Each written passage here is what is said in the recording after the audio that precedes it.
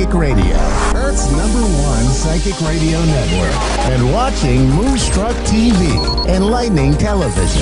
Welcome. Time for Jordy James Psychic Medium with Jordy James. Live from jordyjames.com.au. Connect direct. In North America, dial 888-454-2751. In London, 20-3519-2158. In Sydney, dial 02-8488-3147. Or online, contact us through our Facebook page, facebook.com/psychic radio. Or one of our websites, askoneradio.com or moonstruck.tv. This is Jordy James Psychic Medium On A1R, the Ask One Radio Network. Good morning, good evening, and good afternoon, everyone. My name is Jordy James. I have got you for the next 15 minutes in my hot little hands. I'm so excited. So thank you so much for joining me today. And I just want to talk about my week over the last week. Really interesting energies, feeling very stagnant. I actually have a beautiful support system that I go and look after myself and do self-care, which I went to my acupuncturist yesterday and we had a nice little chat about our awareness and what's going on in the world as well as on social media. And I've actually decided to sort of step away a little bit from social media. I do flick, and it's interesting because my awareness, I'm aware that I'm attached to the screen and I need to stop that. So I'm actually starting to pledge myself to take tally on how often I go on to my Facebook. It's been a couple of weeks doing this, trying to do it, but I'm going to start taking a tally now and be more aware of what I am connecting to and how I connect to it, because realistically, I've actually been under a cloud, and I know that it is a little bit of a collective thing going on at the moment, but I'm actually pulling away from it more and more and being more aware. And this is what I want to sort of give you guys as a little bit of an insight for the week coming as well, is be more aware of what your actions are and be aware of where you're going in your life over the next week, in a sense of what you're putting your energy into, what you are putting your awareness into.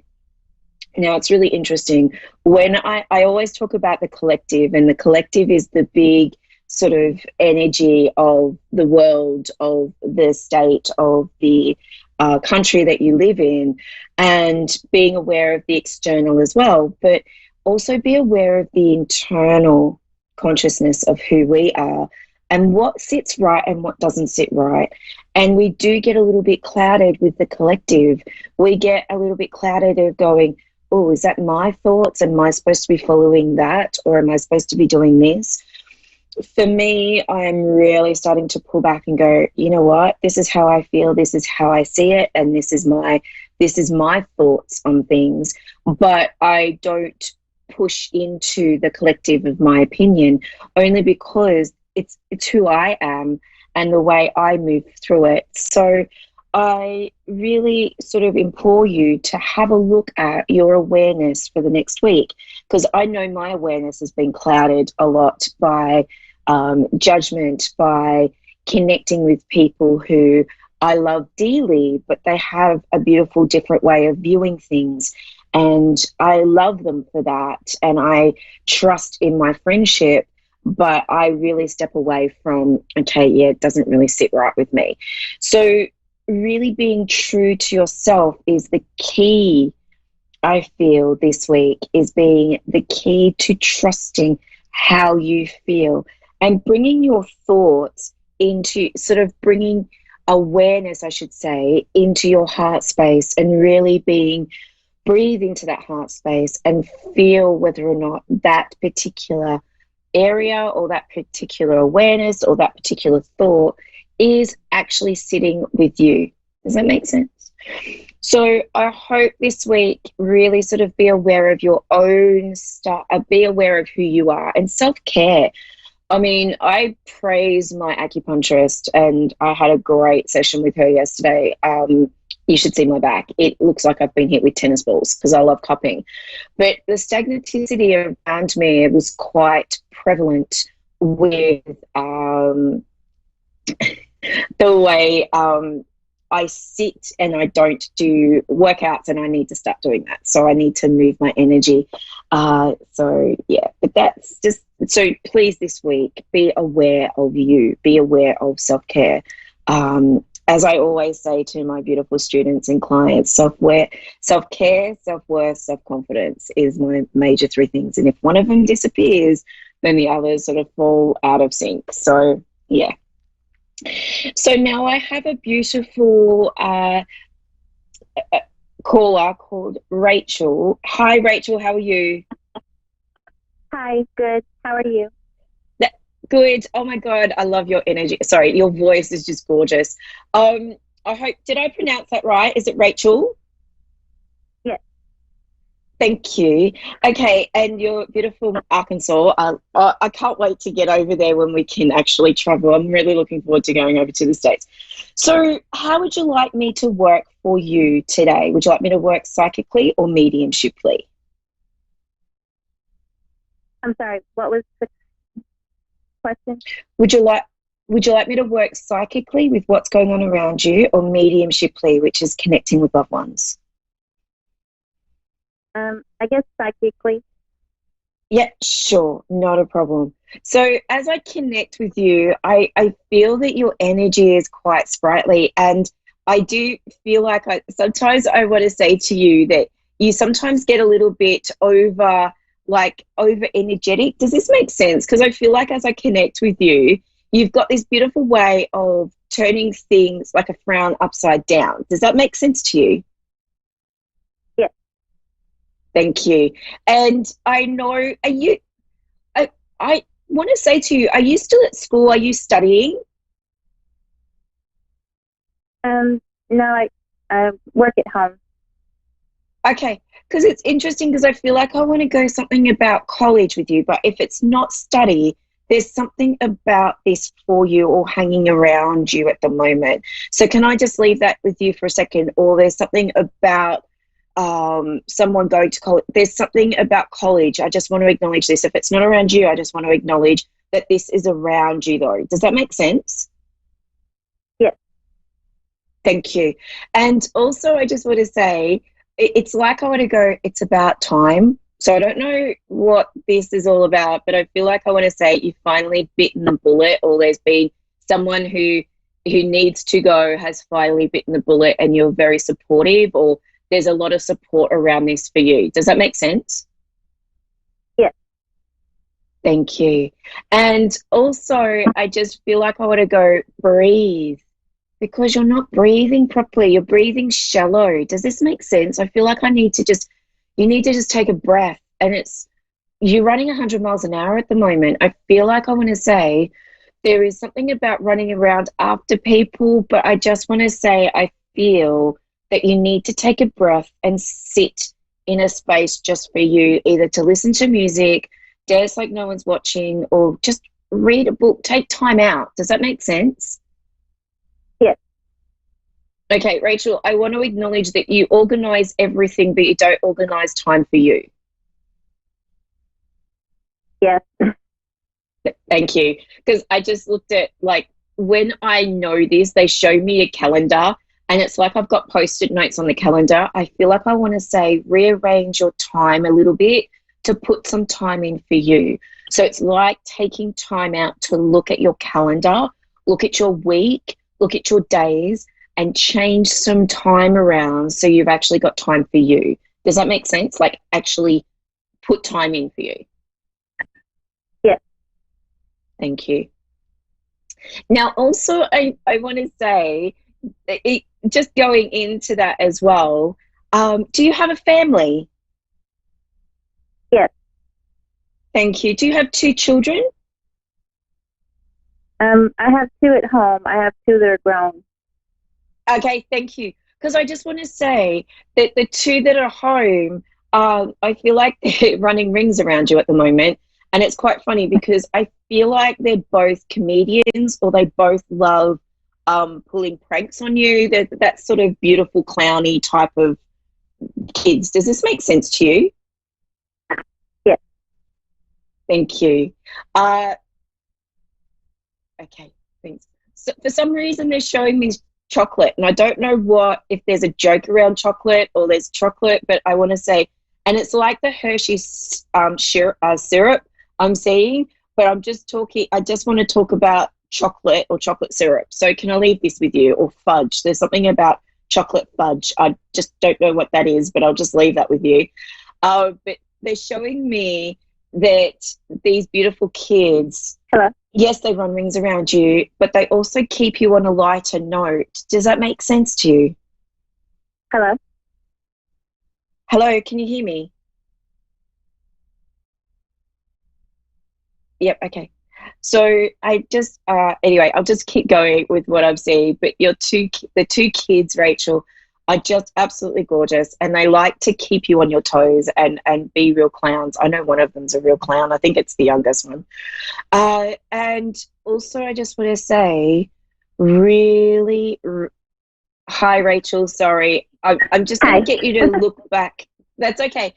I just want to get you to look back later, but I was talking about the youngest one being a clown. For some reason, I can see them in a clown suit, so I don't know where that sits. But I just feel like I want to say they really keep you on your toes. Does that make sense? Yes. Thank you. The biggest thing is I want you to trust with what you receive. You're too much in your head. I've got about 90 seconds. You're too much in your head at the moment, Rachel, and you need to breathe into your heart space, is what I was talking about before. So trust in what your heart gives you. Does that make sense? Yes. Okay, cool. But I do feel like there's study coming up for you, and it's really good. Okay? Okay. All right. Big hugs to you, darling. Thank you so much for being my caller today. And if you like to keep connecting with me, just go to my Facebook page, Geordie J, the Psychic Medium. I still haven't got my website up. So have a good day, or good evening, I should say. Oh, thank you as well. Thank you. All right, beautiful people. Have a lovely, lovely week. I will see you next week. And it's my dad's birthday on the weekend. So I wish everyone, if there's a birthday coming up this week, happy birthday and have a great week. And I'll see you next week. All right, bye for now.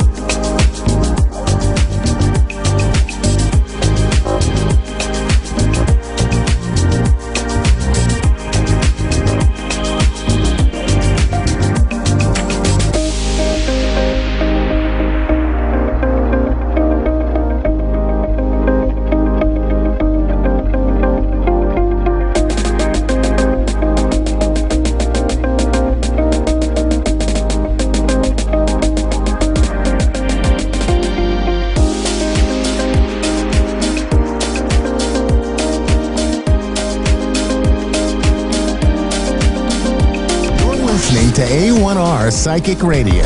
Earth's #1 psychic radio network, and watching Moonstruck TV, enlightening television. Welcome. And now, Australia's Psychic Cowgirl with Tanya Reid. Live from AustraliaPsychicCowgirl.com. Connect direct. In North America, dial 888-454-2751. In London, 20-3519-2158. In Sydney, dial 02-8488-3147. Or online, contact us through our Facebook page, facebook.com/Psychic Radio. Or one of our websites. AskOneRadio.com or Moonstruck.tv. This is Australia's Psychic Cowgirl on A1R, the Ask One Radio Network. G'day, Tanya Reeves, Australia's Psychic Cowgirl, coming at you from lockdown here in Victoria, Sunday Creek. How's everyone going out there? Sending my love to you all, wherever you are in the world. And yeah, we're energetically, I suppose, feeling a little bit of the weight of the world around us at the moment. So just remind yourself that, do some things that are fun and, change that focus if you're finding that day to day it's a struggle, because I found that's really helped me. So I wanted to share that today. I've got a collaboration with a group of amazing souls that we're getting our book ready to the publisher. Next week it'll be. So yeah, during this second lockdown, we've managed to belt out our Pearls of Wisdom, which is going to be really amazing, and we're all very excited to bring to the table, and hopefully then that might get the book out before Christmas. So we're fingers crossed that we can do that in amongst everything else that's happening in the world. So yeah, and between that and focusing on my cards that are, I'm pretty sure they're going to be locked and loaded by the end of this lockdown as well. So for me, it's all been around focus and just making myself accountable for, the time that we are restricted and we can't travel, we can't do things. So I'm just focusing on what I can do. I do have a bit of a daily list because I found that days blend into other days when you can't do things. So yeah, I was a bit like not getting things done. I was wasting a bit of time, and so I really just decided, for me, I'm very much driven by results. That's kind of the person that I am. I like to feel I've achieved something.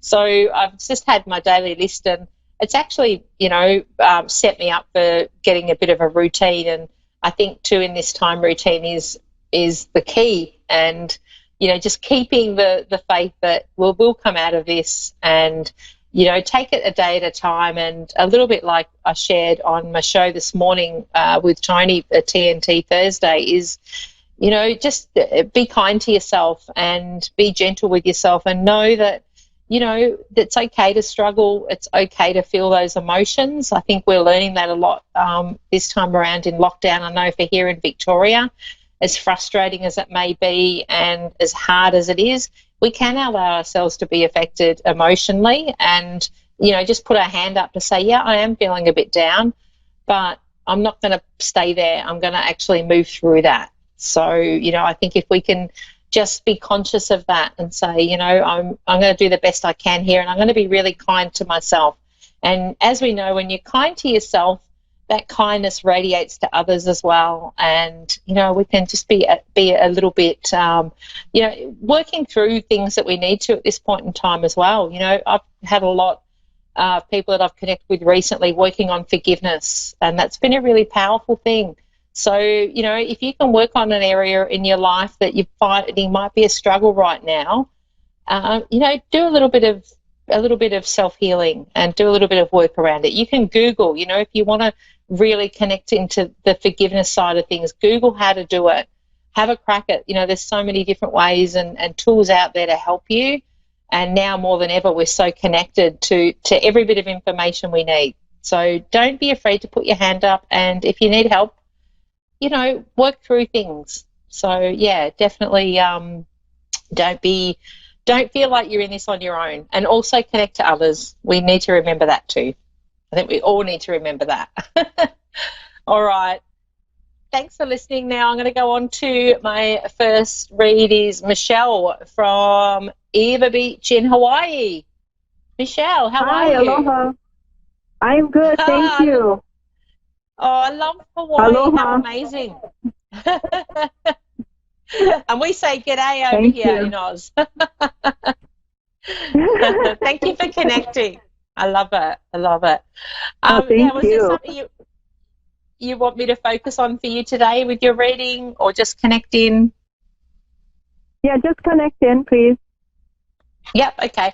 First of all, for you, I've got a lady in spirit coming through, and I felt like I wanted to go to a sister or somebody's sister who's in spirit, and she's quite creative, and I feel like she's come through because there's something that you're creating at the moment, and it's like I feel like I'm connecting into doing something that I love, and I'm taking it to the masses. So what are you creating at the moment?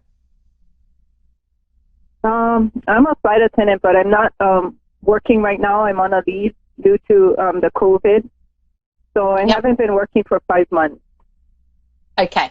So I feel like there's something around you giving birth to a new idea, and it's like there's what she's bringing in is that there's something around you connecting to your creative side for this. So there's an idea that I feel like is around already, and I'd like to see you step up in doing it, and it's like that's what she's showing me. And 5 months is a long time to be off, to be not working, and I empathise with you with that, because it's been an absolute a really massive shift for many with what's going on in the world, and I'd imagine in your industry as well. Right. There'd be a lot, and not only yourself but fellow workmates as well. But I do feel for you there's a little bit of a bigger picture behind this, and you're being drawn to look at things differently. So it's not necessarily that you're not going to go back to what you were doing, but there's a little bit of there's a gift inside you that needs to come out. Mm-hmm. Okay, and I see this being something that you're doing for yourself. But will I be okay? Will I be okay? Yeah, absolutely. You're very resilient, and that's why I'm really fascinated to find out a little bit about this lady that's stepping through, because she's really innovative, and I do feel like I want to say to you with this, like the hindsight after, coming out of what we're going through now, there's been some amazing insights for you that you will look back and go, wow, this actually happened to help me make some decisions around things and make me step up into something that I've maybe had in the back of my mind for a while. And with what she's showing me, you'll be able to make money from this. So it's like, where does the creative part step in? Like if you were to look at what is it that you're naturally good at?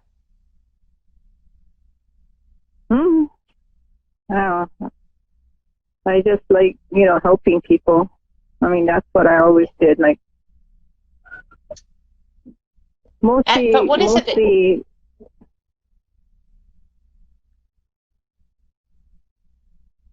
Sorry, what was that? Well, I just feel like there's something that you could be doing for yourself, like as in working for yourself, and it's like it's ready there to step into or step up with, is what she's showing me. Oh, okay, maybe being healthier or overall.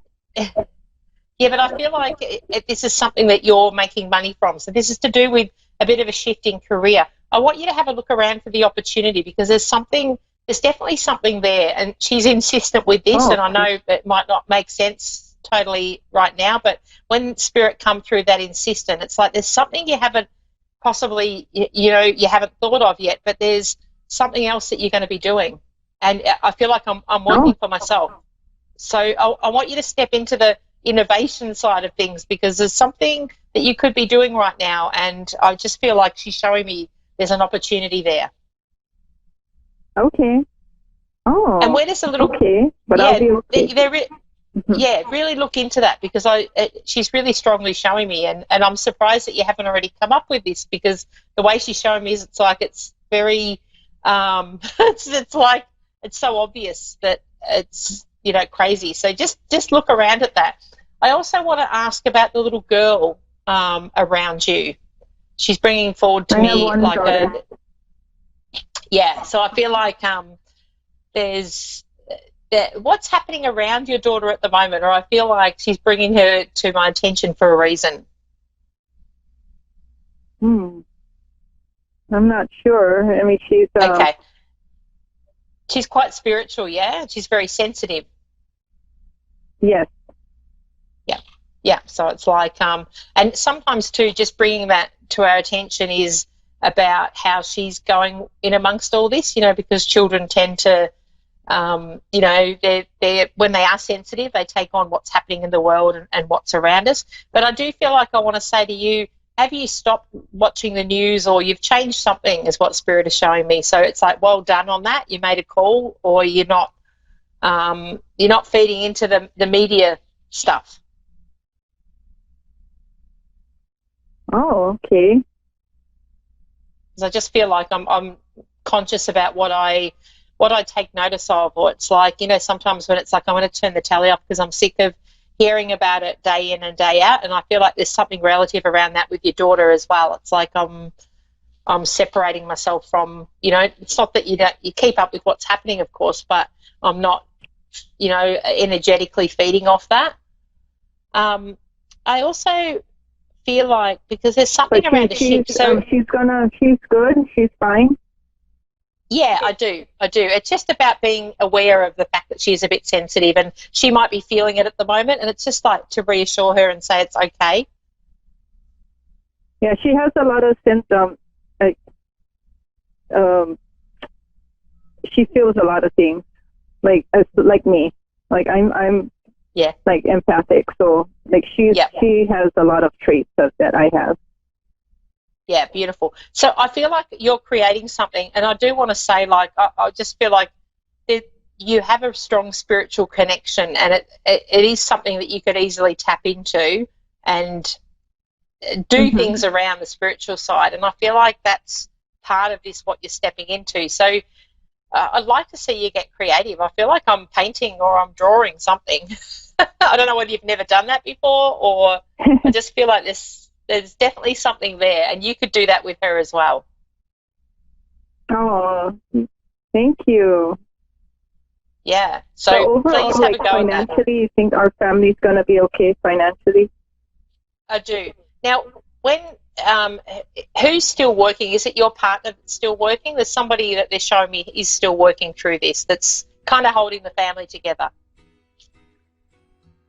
Mm-hmm. So it's like, I feel like their work is solid. So, all right.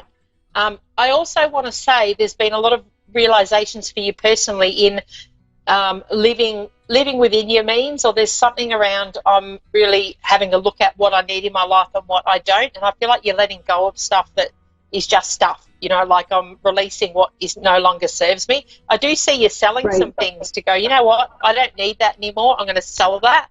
And with that, it's creating new energy for you. But I do feel like you'll be okay. You are quite resilient.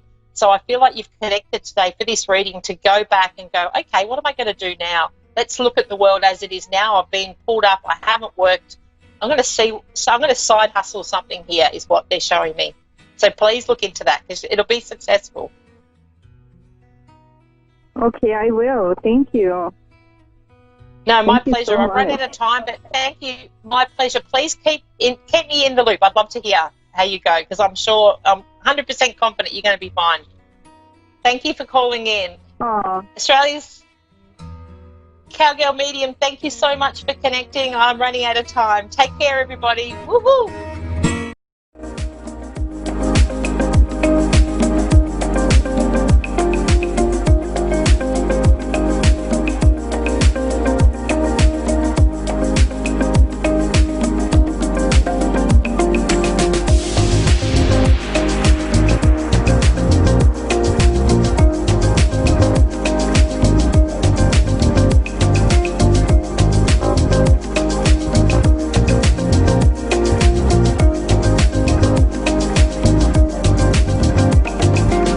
Listening to A1R Psychic Radio, Earth's #1 psychic radio network, and watching Moonstruck TV, enlightening television.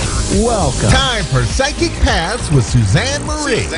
Live from PsychicPaths.com. Connect direct. In North America, dial 888-454-2751. In London, 20-3519-2158. In Sydney, dial 02-8488-3147. Or online, contact us through our Facebook page, facebook.com/Psychic Radio. Or one of our websites. AskOneRadio.com or Moonstruck.tv. This is Psychic Pat On A1R, the Ask One Radio Network. Hi, welcome to A1R Psychic Radio. I'm Suzanne Marie, and I'm very happy that you've come tonight to join us. We have a long line of some very good readers, and they're on call, and there'll be free readings tonight. So please stick around and listen and call in if you're inspired. The numbers are on the right side of the screen, and you can see us when this is finished at Moonstruck TV on YouTube. So I'm just wanting to say how happy I am here tonight. It's been a terrible week with thunderstorms and such, and I wasn't quite sure I could make it tonight, but I did, and I'm so excited, and I expect that we're going to have some wonderful callers tonight. If you'd like to visit me on my website, it's www.psychicpaths.com, and once again, I'm on Facebook under Psychic Paths, and yeah, you can check out and see if you like it or not. And I once again want to thank everyone for being here tonight. I hope that I can bring peace and uplift you with any questions that you might have. So I'm a clairvoyant, and I'm a light trance medium. And a light trance medium is someone who doesn't get taken over by spirit, but is visited by spirit and can connect with spirit without it taking over my body or who I am. And so I see past, present, and future. So any questions that you want answered, I will certainly do my best. And I hope that everyone has a great night. A1R Psychic Radio is streaming tonight for free live readings. So please join us and call in if you feel like a reading would help you. And yeah, so it's all about calling. And I'm just very, very pleased to be here tonight. Summer is almost over, so I hope that everyone is enjoying things that are going on right now. We have Shauna from Kentucky. Hello? Hello, how are you? I'm doing good. How are you doing? Well, I've seen better. I'm sorry to hear that. What can I answer for you tonight? Right now, it's like my current situation, like the issues that's going on. Not sure how to handle them or how to go about, if it's going to pass, is it going to get better? I'm feeling like you feel like you're being pulled in all directions, and I feel like because you feel pulled, that you feel confused. This isn't normal for you. This is not normal for you to feel all pulled in different directions or to be confused. Usually you're very level-headed, open and clear. So it just feels like it's kind of new for you.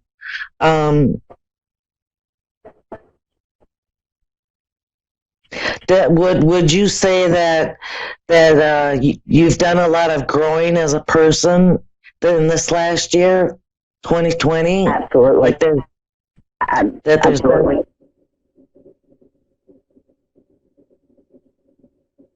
I'm picking up that there's been a lot of growth and even a lot of spiritual growth along with that. It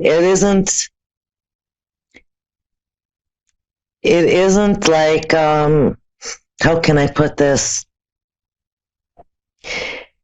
This is part of the confusion.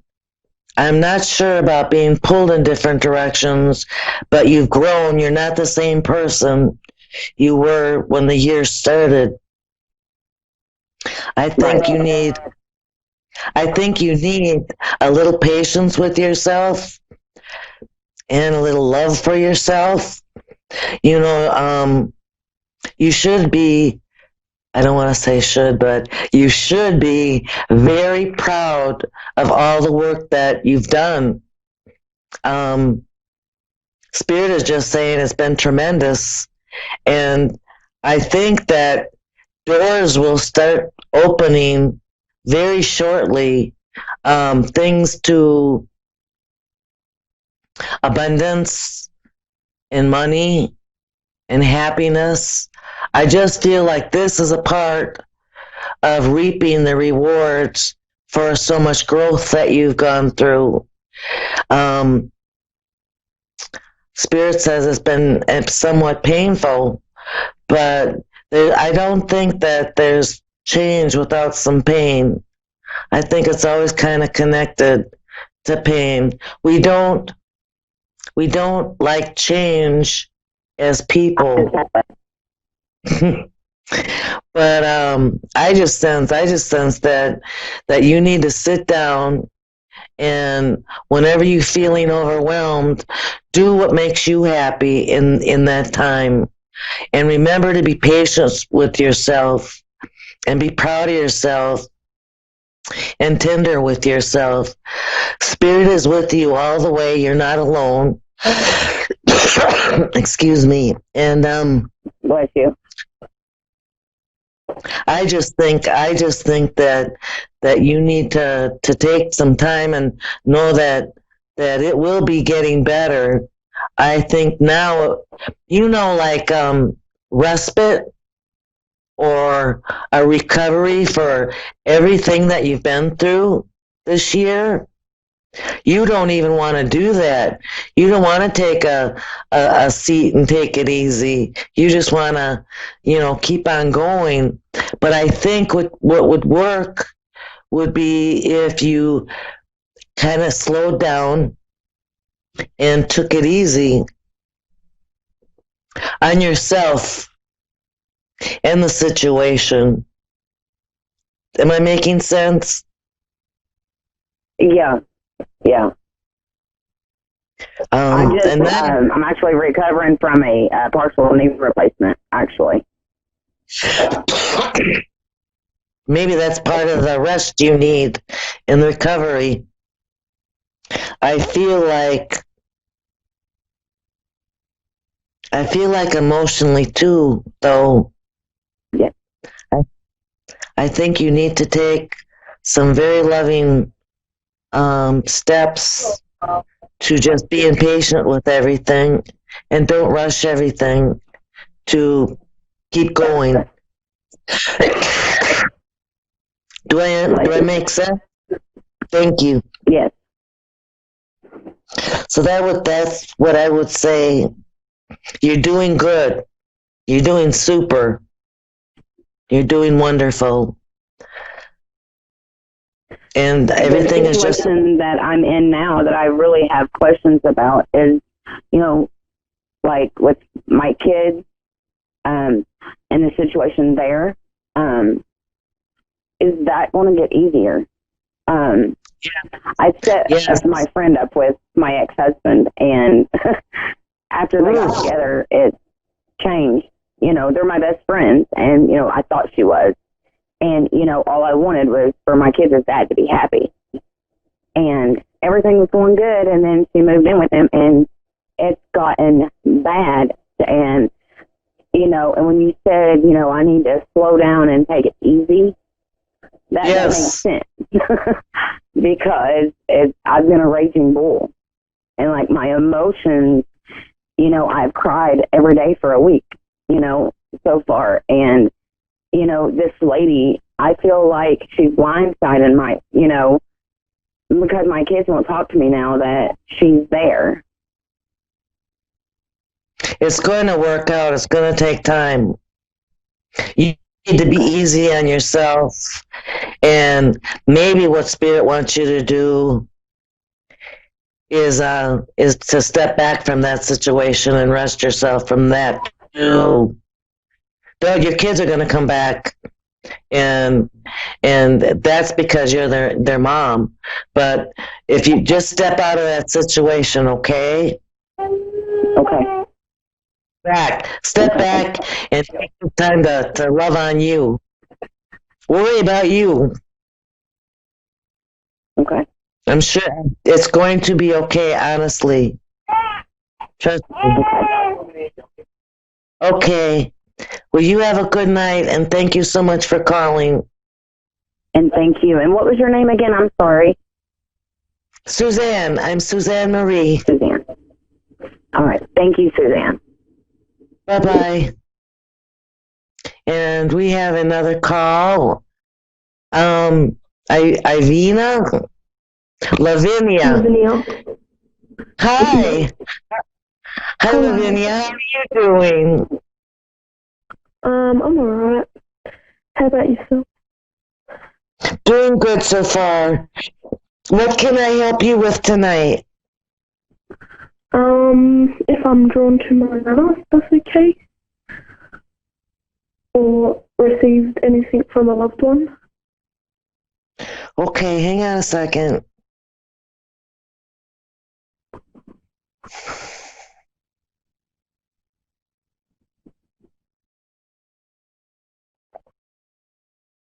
I'm sensing a lot of flowers. There's a lot of flowers going on. Yes, and there's supposed to be a scent with that. I think your grandmother's here. She was she the type that loved to listen to you? Like she would have time? She's here. She wants to hear all about it, she said. She kind of leaned in like, I want to hear what she has to say. I want you to know that your grandmother's doing well and she's at peace and she watches over you. And there are times that you talk to her. She says you talk to her, and she's there. She's listening when you talk to her.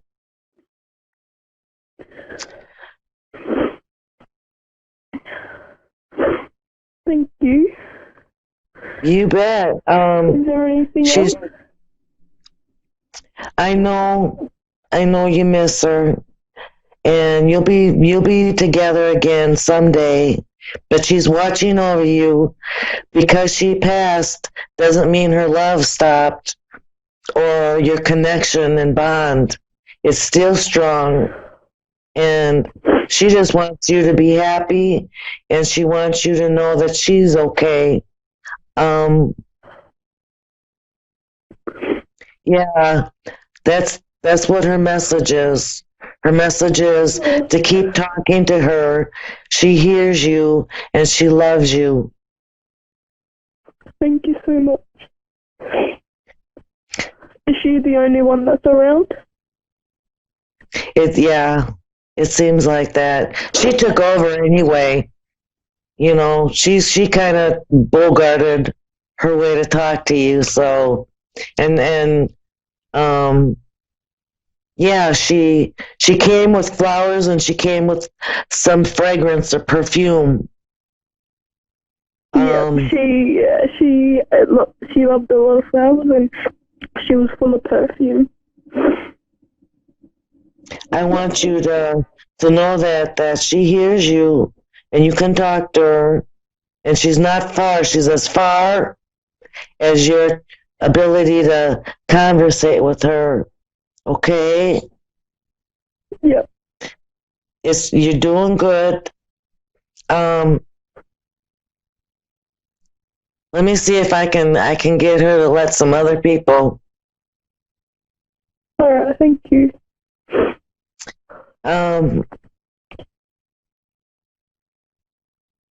A man came forward, and he's a very strong personality.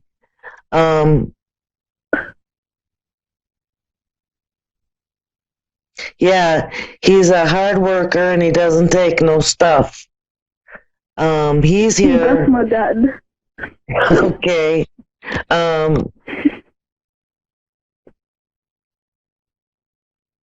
He loves you, and he gets awfully tender when it comes to you. He puts on this real tough exterior, but when he's talking about you, he gets all tender. Oh. He's doing good.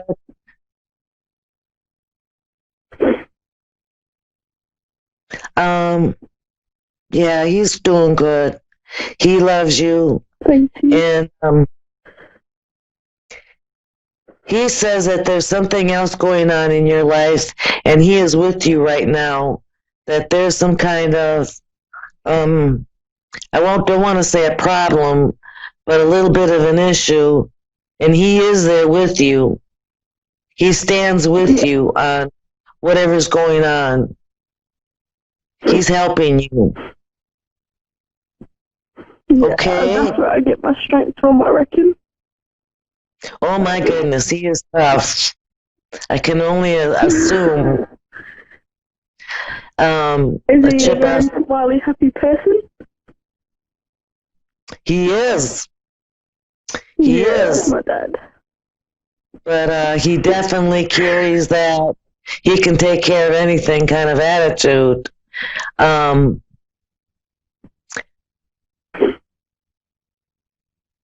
Yeah, so he's there.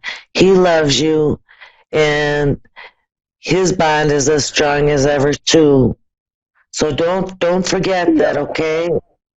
Yeah. There's a thing between you and him and your grandma that's kind of like they kind of disagree on something. There's a difference. I think it's a difference a difference of the way they think or the way they want things. It's just a little bit of a friction there. Not, hate each other or knockout fight, but you can tell, they don't agree. Yeah. They both love you, and they both want you to move. I just love them just as much. Okay.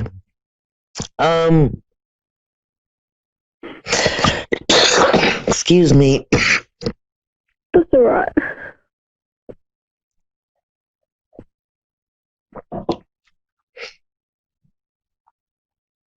Do you know of a young man that has passed away? He looks somewhere. Huh? He looks like a teenager or a young adult, very young adult. Is there any other description, or is that all you can tell by?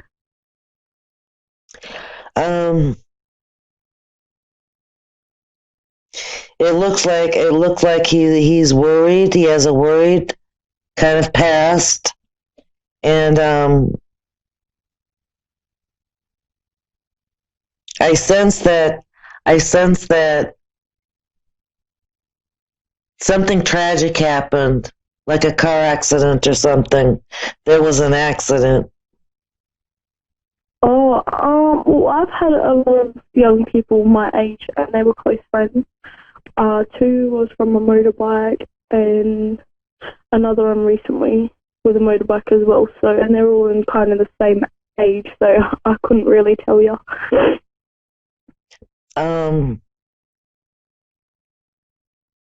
He says, oh, you know him.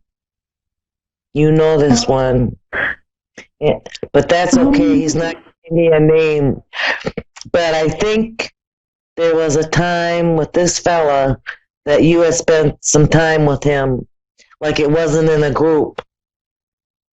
There was a conversation. He's come to say hello. He's come to say thank you for being very kind when he needed it.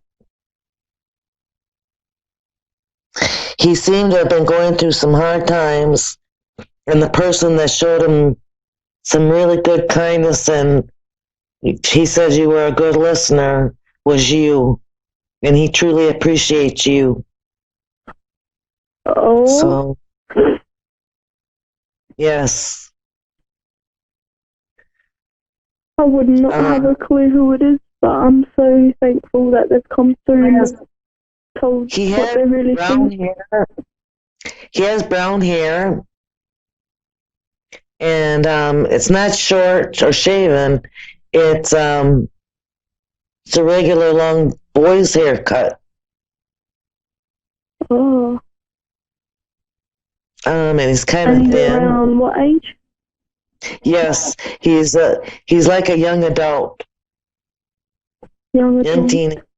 Yeah, older teenager, like maybe 19, 20. And he died of a car accident or something? Yes. I think you'll remember later because he's not going anywhere. He's going to be hanging around you for a little bit. And so is your mom and dad. So, yes. I want to thank everyone for calling tonight. And hopefully we can get her back on the line. I want you all, I want you all to stick around, and I want you to check the schedule with A1R Psychic Radio, because every single night, practically. Hey, are you okay? Sorry. Yeah, I wasn't too sure what was happening. Me either. It's one of those evenings. Maybe it's all your company. I want you to have a good night, and thank you so much for calling. Thank you so much for the amazing and accurate feedback as well, by the way. I really, really appreciate it. Well, thank you so much for calling. I appreciate it, and it's an honor to read for you. You're welcome. Okay. Just if you cross them ever again, just tell them I love them so much, and I really appreciate that they'd come to have a little message for me. I will, thank you. And you too visit my Facebook page, Psychic Paths, okay? Let me know you're around. All right. Yeah, I will. Thank you. Okay, so another Wednesday evening, and I loved it. I had so much fun. And I will see you next Wednesday, 7:30 Wednesday here. And I'll be looking forward to seeing all of you. Thank you so much for the wonderful readings. Amazingly accurate, clear answers to any question. You'll love Suzanne Marie readings. Clairvoyant reader and spiritual light trance medium. Tarot is used for spirit confirmation. She's been a spiritual reader for 30 years and would love to be able to bring accurate, clear, visionary readings for those who seek answers. Available online and phone. Call 320-455-2303 or email readingsbysuzanne@gmail.com. Suzanne Marie. Check her event page for specials. $20 for 20 minutes through 2020. Wow.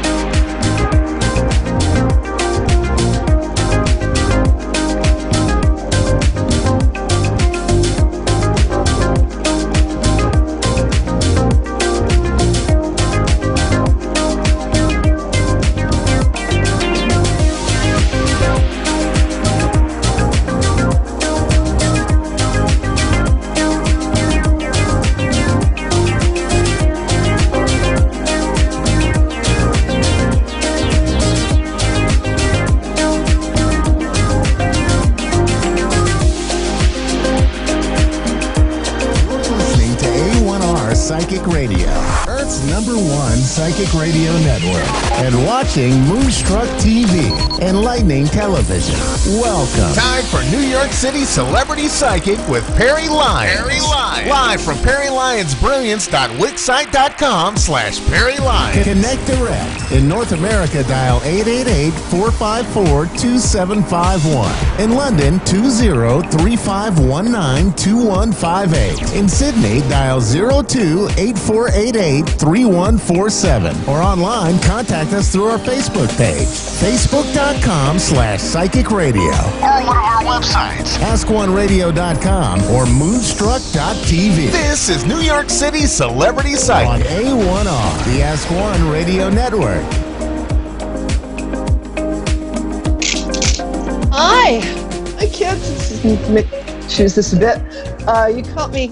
A very well-known, Scottish poet once said, "The best laid plans of mice and men oft gang agley," which was it's probably why he wasn't that popular. Which means right now my piano, the back just fell off. So we just fixed that because of the miracle of duct tape. Duct tape is, in fact, proof of God's existence. There we go. And the reason I have a piano, in case you're thinking to yourself, Perry, why do you have a piano? Which I'm sure it's not really a piano. It's one of those, like, this is my practice piano. So it's like a little Casio keyboard made somewhere in the provinces. How's that, Dave? Sorry. Provinces of Wung Hao. There we go. What I wanted to do, with or without the piano, is a lot of us have lost people this week. I mean, and I don't mean like they slip behind the couch cushions and we'll find them in 2 weeks along with a bunch of peppermints and 35 cents in a hairbrush. I lost some people were very close to me, as I know you have too. I'm going to fix this. Hold on 1 second. Producer, my darling, forgive me. Things are off the gung agley here. Okay, hoping you can hear me. And there we go. Hope that's good. Okay. Anyway, one of the people I lost was a friend of mine named Michael Smith, who was a very well-known songwriter. He had a very famous song called The Dutchman. He was famous on the folk circuit. And I'm going to have to hold this, so there. So I'd like to start off by just doing a very simple song Michael wrote called Spoon River. And one of the reasons I love it, it's set post-Civil War. It's a soldier is singing about being back from the Civil War.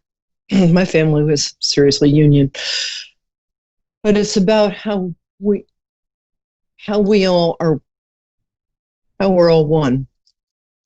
So let's see if I get the chords right, and if I don't, say, oh,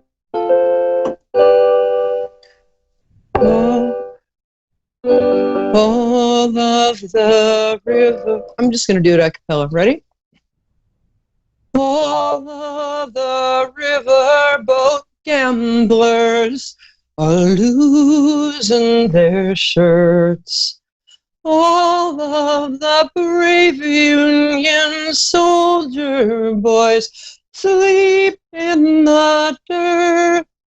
But you know and I know there never was reason to hurt when all of our lives were entwined to begin with here in Spoon River. All of the calico dresses, the gingham and lace are up in the attic with grandfather's Derringer case. There are words whispered down in the parlor, a shadowy face.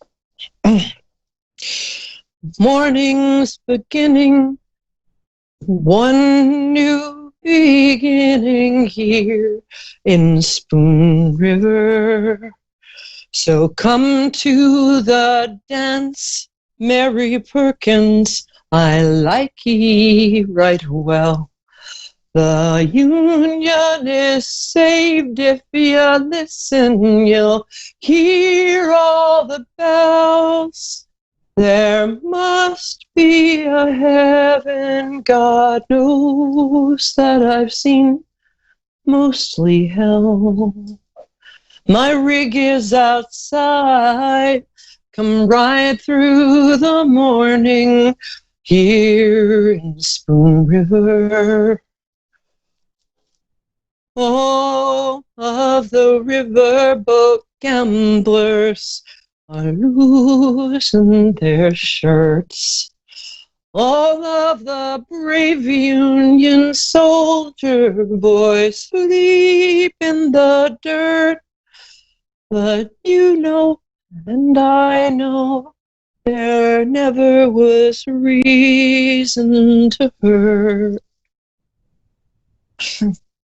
All of our lives were entwined to begin with here in Spoon River. All of our lives were entwined to begin with here in Spoon River. Anyway, thanks for listening. And welcome to my show.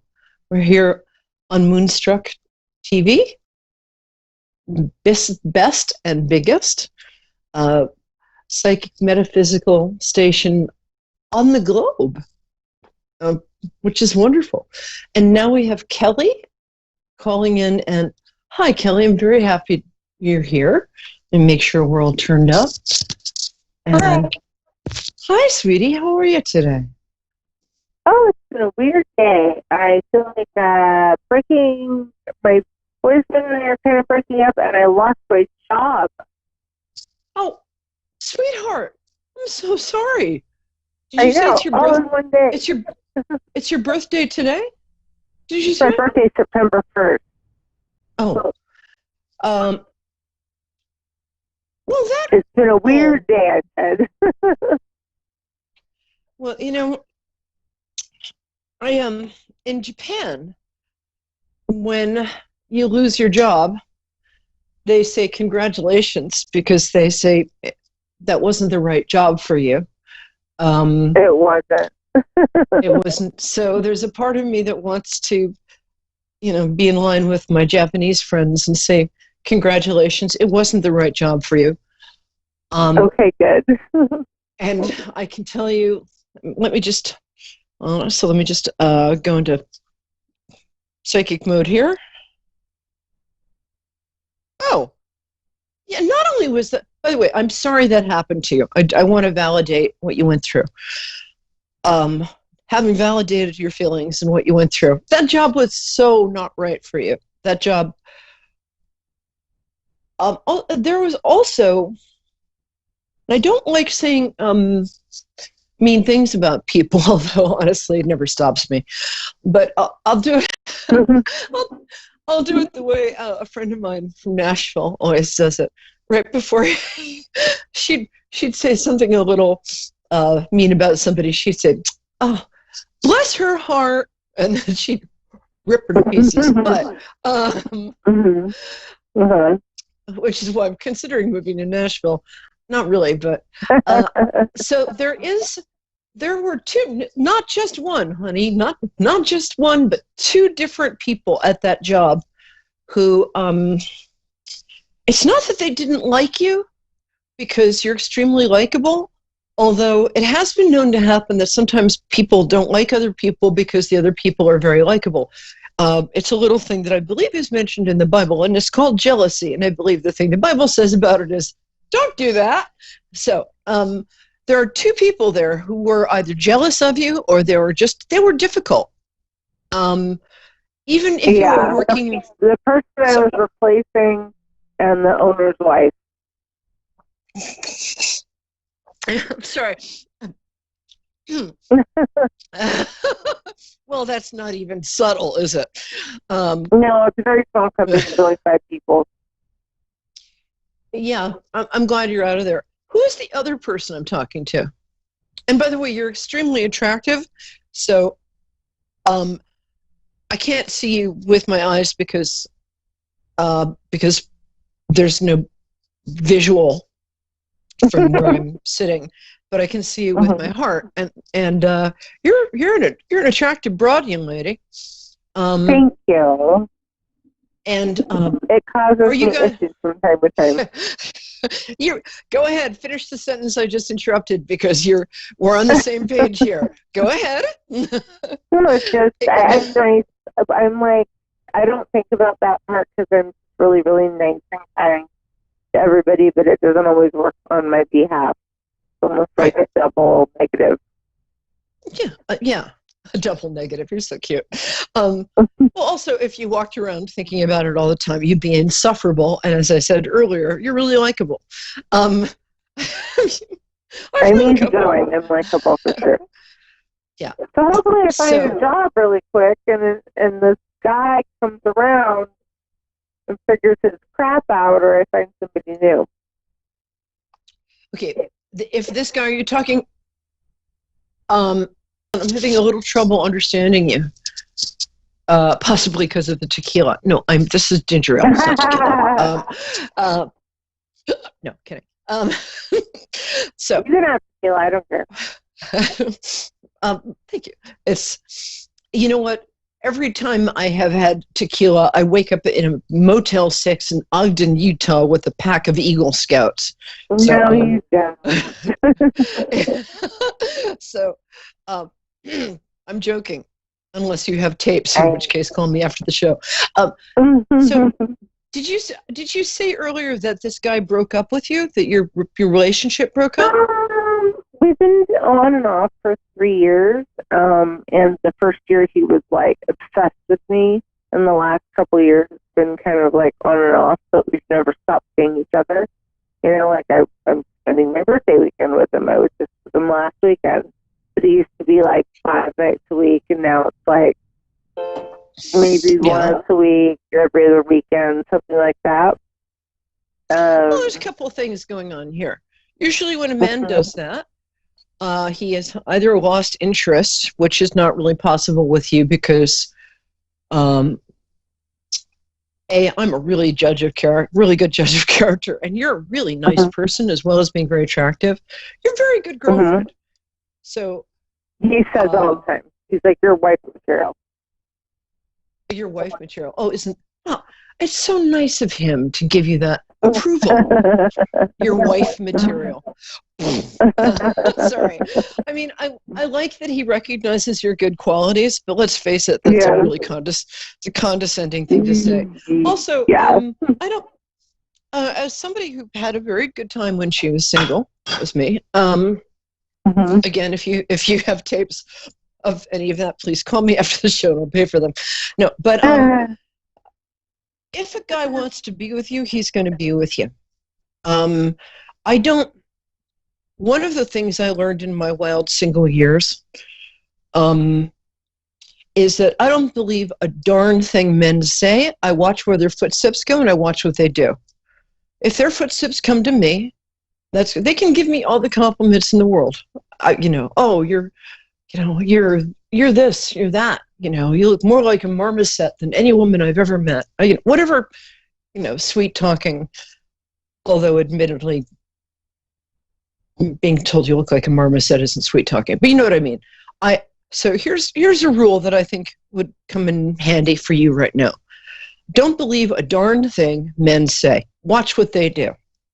Oh, I don't Second believe thing anything is, he says. okay. Second thing is, you deserve to be treated like that. Better than this, not like this. You deserve to be treated better than this.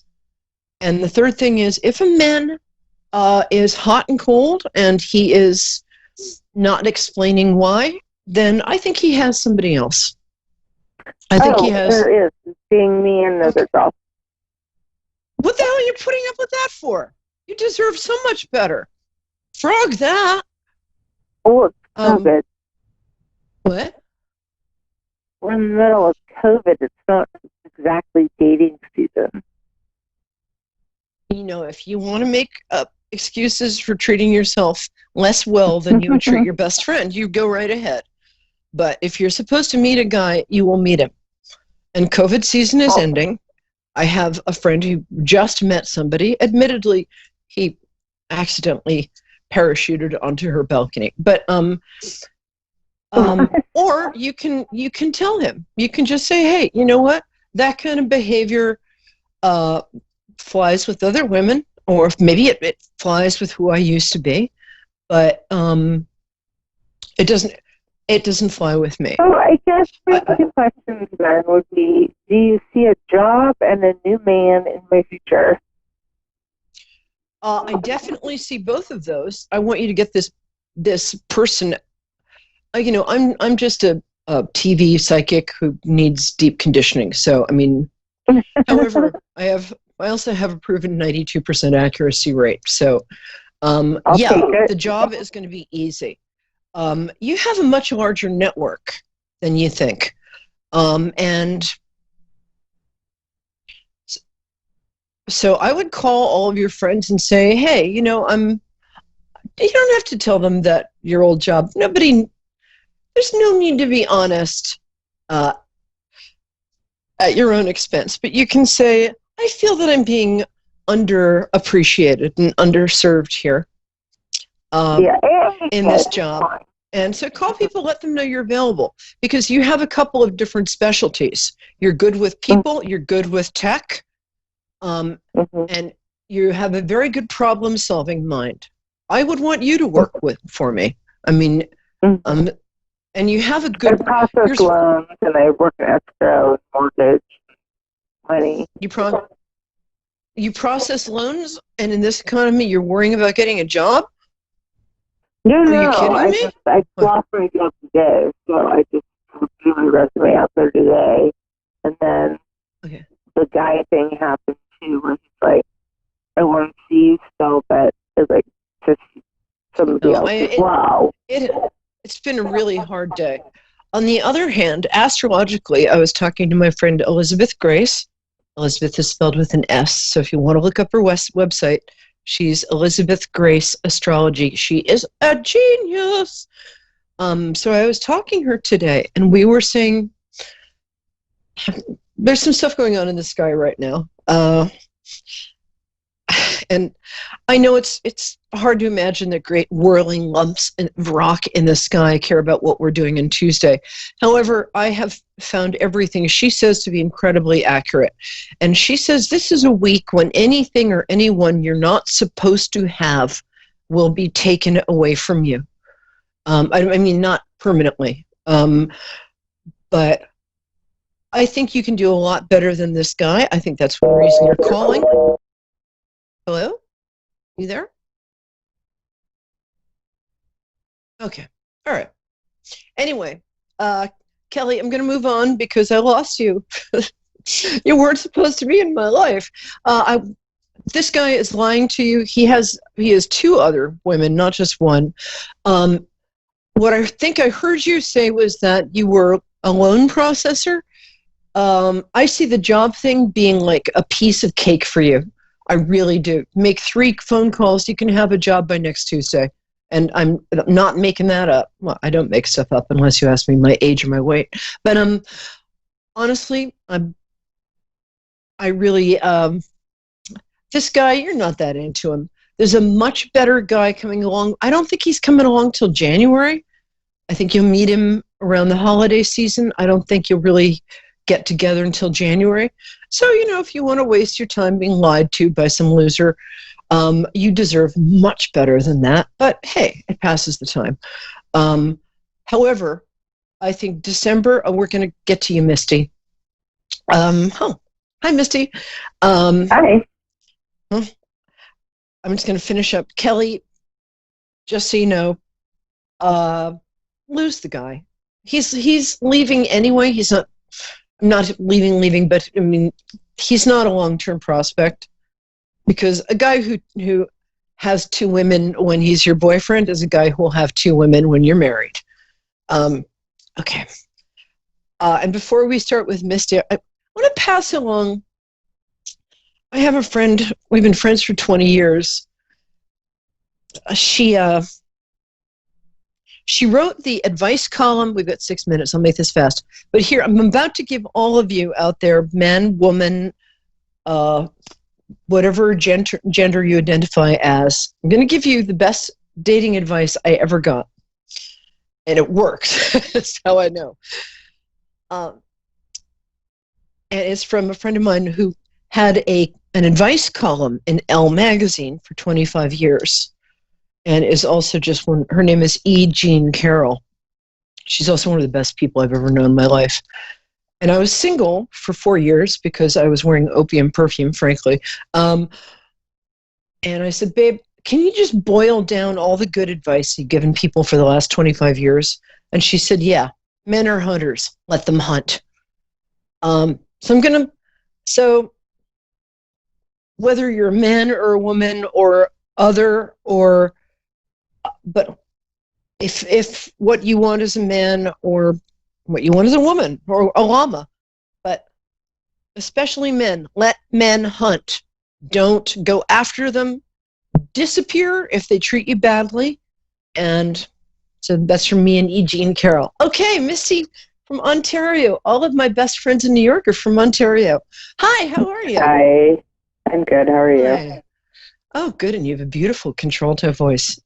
Tell me you're welcome. Tell me what your birthday is, dear. August 10th, 1991.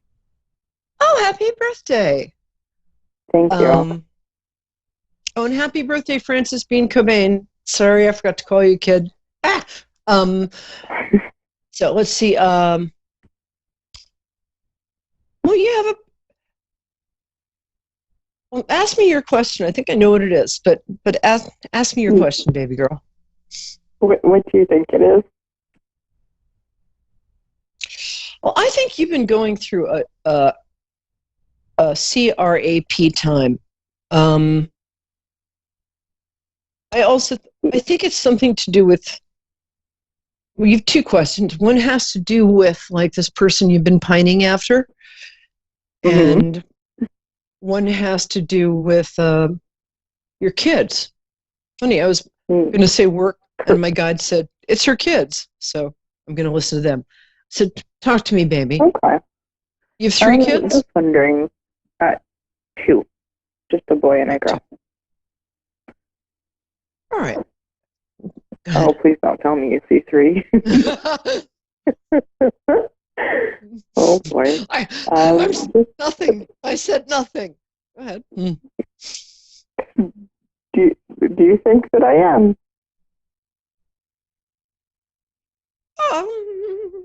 Let's ask the other question first, shall we? Okay.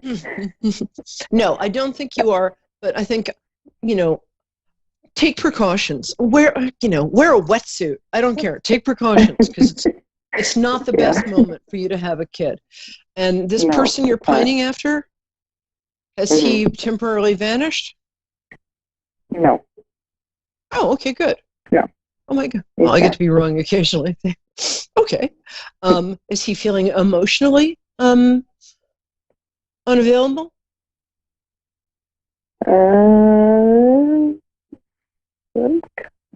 Towards some people, not so much towards myself. Okay. You know what? We've got 3 minutes. Why don't I just let you ask the damn question? Ask the question, my angel. Just wanted to know where it was headed with him. Get rid of him. That's all. Get rid of him. I'm sorry. I don't say mother. I am the person who's like, stay in that relationship no matter what. he is, and I'm sorry to say this, but we only have 2 minutes, and you know what? I lost a bunch of dear friends this week, and life is too short to even lie a little. Get rid of him. He's not good enough for you. He's not.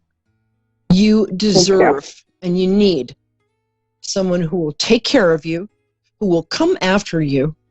There's somebody from your past who would marry you in, faster than I could say Jack Robinson. And so there are a couple people in your past. You're a little self-conscious. You don't think you're pretty enough. You think you put on weight. I think you're gorgeous. But you're coming up with all of these reasons not to take emotional risks. I don't care what your weight is. You have a beautiful soul, but show me a man who, you're beautiful inside, but show me a man who falls for a pancreas. So you're also physically beautiful. And you're using that. You're using like, oh, but I gained 15 pounds, or, I'm too old, I'm too short, and I'm not making fun of you. There isn't a woman alive, or man, or gay man, or llama, or gender fluid person who doesn't think this way. We're born insecure. Mm-hmm. Go figure. But you don't have to be. As I said, he's fun to have around. Please don't have a third child with him, because you're going to have a third child, but not with him. Please, okay. please. Besides, and he's funny. The guy's got a checkered past. We're not even going to go into that. Let's not even. You know what I'm talking about, right? Yeah. Okay. He's not good enough for you. Get the hell out of there. You don't have to do it this week. Take your time, but you've got somebody better coming. But he is not good enough for you. Not. End of story.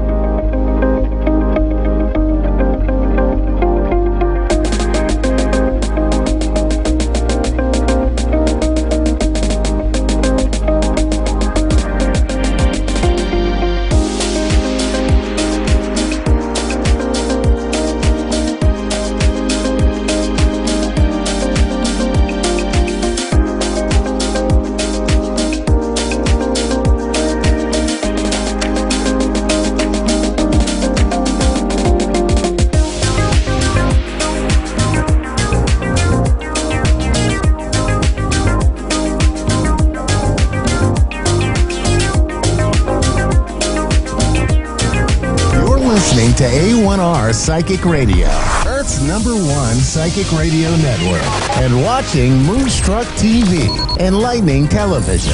Welcome. Time for Gemma's Spirit World with Gemma. Live from GemmaSpiritWorld.com. Connect direct. In North America, dial 888-454-2751. In London, 20-3519-2158. In Sydney, dial 02-8488-3147. Or online, contact us through our Facebook page, facebook.com/psychic radio. Or one of our websites, askoneradio.com or moonstruck.tv. This is Gemma's Spirit World on A1R, the Ask One Radio Network.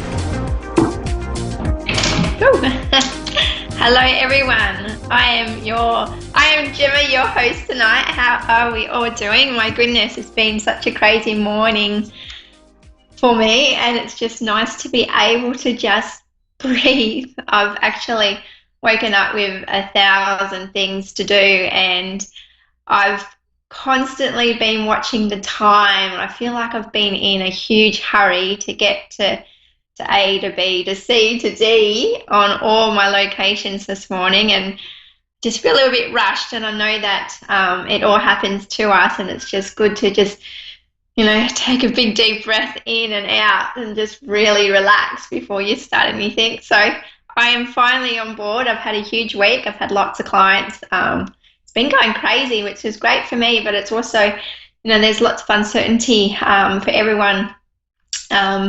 With this pandemic that's still going on, and there's lots of unanswered questions, and people are still going about their life as much as as normal as it can be. And I guess it depends on how you class normal, and as long as you're moving forward and doing things that just keep on moving forward. And had lots of people lately. A lot of my readings of late have all been about work, inquiring about work, future about work. But yeah, it's all uncertain, but it's amazing how much we can do, and how much our services are provided, and how much we are needed for people. So yeah, so that's a little bit about me. One thing I have noticed, I know that I'm just all over the place, is that I've been dreaming a lot about numbers. And when you believe and when you're ready and receiving signs, they just show up. And I wake up with lots of numbers, and sometimes for me, I understand what my signs are, but it's always nice to have that confirmation when something does appear in your life, just to know that you're on the right track and have confirmation, and in seeking guidance, just seeking guidance. So it's been really a interesting week with lots of numbers popping up. I get lots of ones and twos and fives and sixes, and numerology. Every number has energy, a lot of energy about it, and if there is a certain number that's popping up, to really sit with that energy and see what comes through. It may be that like ones are all about new beginnings, and putting yourself first, and leadership. Twos, for example, or how I see twos are, you're always putting others before yourself. Number twos are about balance, creating that balance, maybe having more balance in your life. Number threes, for example,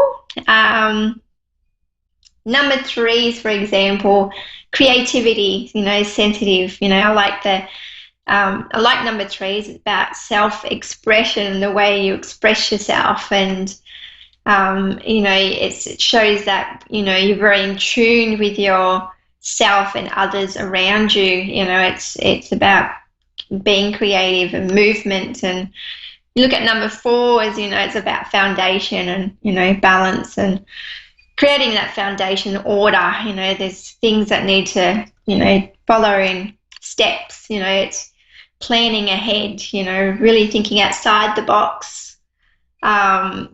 You look at number fives. I love the number fives. It's about, for me, it's about travel, movement, independence, change. Change is a huge one. I've been seeing lots of fives lately. I've actually had a lot of fives been chasing me around. So there's lots of change coming into my life at the moment, and I'm embracing it. So look at number sixes. When I look at the number 6, I see the pregnant 6. So it's all about new beginnings, rebirth. Maybe things are coming to an end and new things are starting up for you. It's all about the home and family and what you're doing within the home.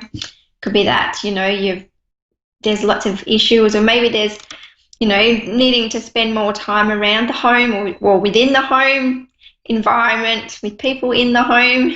Number 6s pop up quite a bit as well. You look at number sevens, it's all about expressing, your inner deep feelings. Number sevens they don't come up as much for me. Maybe they do for you. Number eight's all about money. You look at the power, standing in your power. When I see number eight, it's all about being in control, success, chasing your dreams. It's all about the finance and knowing that, you're on the right track with money, or maybe that you need to look at how your money is going out. Number nines, everything comes to a new end before you have new beginnings. So it's, the ending of things. So yeah, that's a little bit about numbers, and it's just really take notice of your numbers. I know lots of people see 11s, dots, 11s, but yeah, just really sit with the energy and see what's coming through for you. So I'm just bringing up my comment because I know that we have a caller, Mary. Oops, sorry, okay, so we have Mary from Michigan, USA. Hello, Mary. How are you tonight? Yes. Hello. Hello. How are you? How can I help you? I just wanted to know if there was anyone from the other side that had a message this evening for me. Yes, I have a lady around me at the moment. She's showing me something about a handkerchief.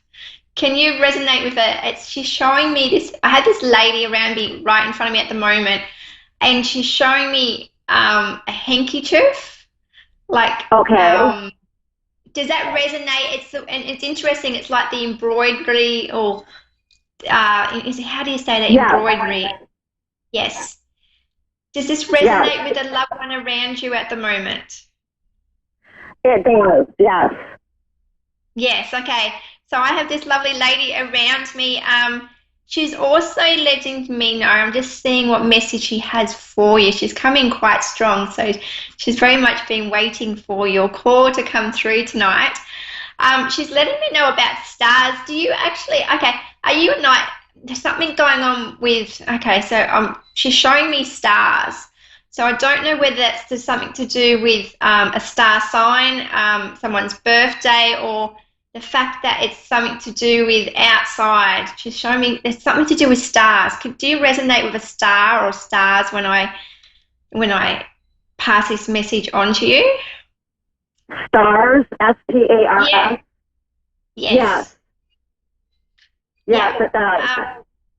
Okay, so that's what she's letting me know. So I'm glad that you resonate with that message, because she keeps showing me about this star. Also, what she keeps letting me know is something, are you doing outside work around your house, something to do with plants? I keep seeing pot plants, or there's movement within the home or around the home. Are you doing something in your garden or outside around your house? I did this summer, yeah. Okay, well, she's letting me know that, she's very much, she watches, she's always watching over you. She has a lot of love for you. She's also very, I'm really drawn. Have you actually had any issues around your eyes at the moment, or someone around you has some eye issues? Eyes? Yes. Okay, so I've got that coming through, eye issues. Just to really, just get a second opinion on that, or to check up on the issues in regards to the eyes at the moment. Yeah, there's something going on around that, but she's letting me know to do a second opinion or get another checkup on it. Okay. And also, I also have a dog in the spirit world come through with this lovely lady. And when I see this dog come through, and it may even look like a poodle, but it may not be a poodle. It just got that fur that's a bit curly. Do you resonate? Yes. A poodle. So yes, I've got this poodle, beautiful poodle come through as well. So I'm just letting you know that they're both together. She has a lot of love for you. She's really drawing my attention, something in regards to a big clock. A wooden clock. It doesn't feel like it stands on the wall. Do you have a clock in your home that it's not a wall clock but a standing clock? No, I don't. Okay, I'll just see what else you can show me about this clock. Okay, just let me see. Was there ever a clock handed down, like a handmade clock? Because it's interesting when I look at this clock that she's brought my attention to. It's the woodwork of the clock, or maybe there's something about the woodwork or the. There is a clock, but it was a wall clock, and the wall clock recently went to my sister. Oh, okay. So there was So that's okay. So she's bringing up that. So I'm not sure. So she's bringing up the message in regards to the clock, giving you the okay. Oh, good. Giving you the okay. She's even got the finger sign out, like the okay mark. She's also letting me know that it's interesting. I don't know whether it's cooler in the afternoon there. There's something about the sun coming up, but then you putting something over your shoulders. Do you get cold shoulders? Yes. I've been wearing a blanket lately because it's chilly outside. Okay. With the windows open.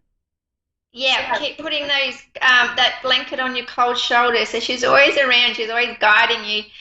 She's also letting me know that if you've got some kind of anniversary or birthday coming up, it's interesting about this because it may not even be an anniversary or birthday because when I see flowers come through, but it's interesting, I'm drawn to a particular flower in a vase. It could even be the fact that, what's the word? My birthday is on Friday. Oh, okay. That's what she's showing me. Yes, that's coming up. I just wanted to, but she has a lot of love for you. She keeps showing me rainbows. Are you one to look at rainbows? Very drawn to rainbows outside? Well, I like them if I get a chance, but it's been a long time since I've seen one. Yeah, well, she's just letting me know that, she's always thinking of you. She's always around you, and she has a lot of love. I even have the image she's showing me that she's hugging you from behind you, like she's putting her arms over your shoulders to keep you warm.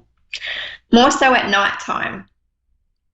All right. Also, she has lots to say. She's a beautiful lady. She has lots to say. I'm very drawn to your feet. Do you actually put this? Have you got any issues with your feet, or maybe you get really cold feet? I have a sprained ankle that won't heal. Yeah, okay. So she's letting me know about that.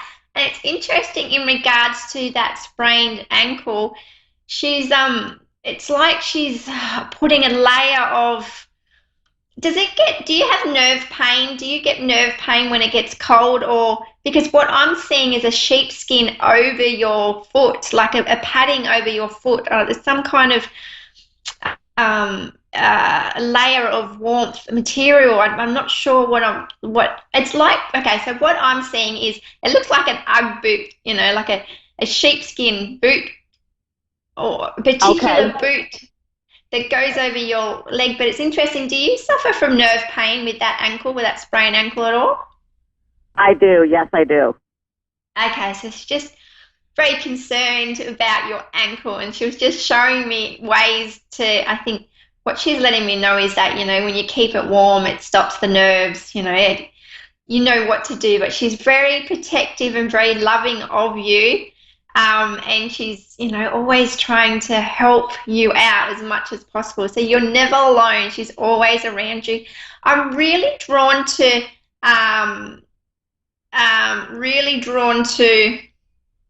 a piano. Do you have anyone that plays a piano around you? I do, and my daughter. Okay. So she's letting me know about the piano. She's got like a big smile on her face, and the fact that you still play the piano, or has it been a while since you played it? She's got a big smile on her face. Yeah, it's been a little while, but I do once in a while. I have to feel drawn to it. Yeah. Okay. Yeah. Well, that's her calling you to go to the piano. She's just showing me this big smile, so it lights up you get a lot of joy when you play the piano, and you feel really connected to her as well. Yeah. Also, I've been shown the letter S. does a name with the letter S resonate with you, or can you say that letter again? Like S as in Sam, or? Yes, S as in Sam. S as in Sam. Yeah. For a name of a person? Yeah, just a letter. I've only got the letter S, but yeah, a name. Do you have anyone around you with the letter S name? Not at the moment. Is there a first and last letter name, or can you get an entire name? It's like I get an SM. Let me just see. Do you have any, now that you said Sam, do you have any Samanthas around you? Not just Sam, but Samantha.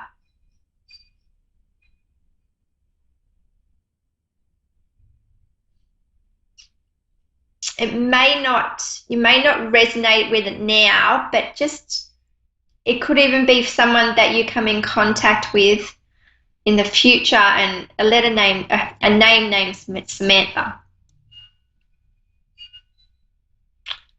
I think we may have lost Mary, but that's okay. It was lovely to chat with you, Mary, and thank you for allowing me to connect with your beautiful loved one. She had a lot of information to pass through. Okay, we're going to connect to Annette, Victoria, Columbia, Canada. How are you, Annette? Annette? Hi, I'm wonderful, thank you. Oh, good to hear.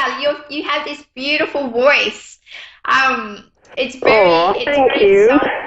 Your voice is very soulful. It's got a lot of oh gosh, I felt it when you spoke. Then I felt it go right down to my heart chakra.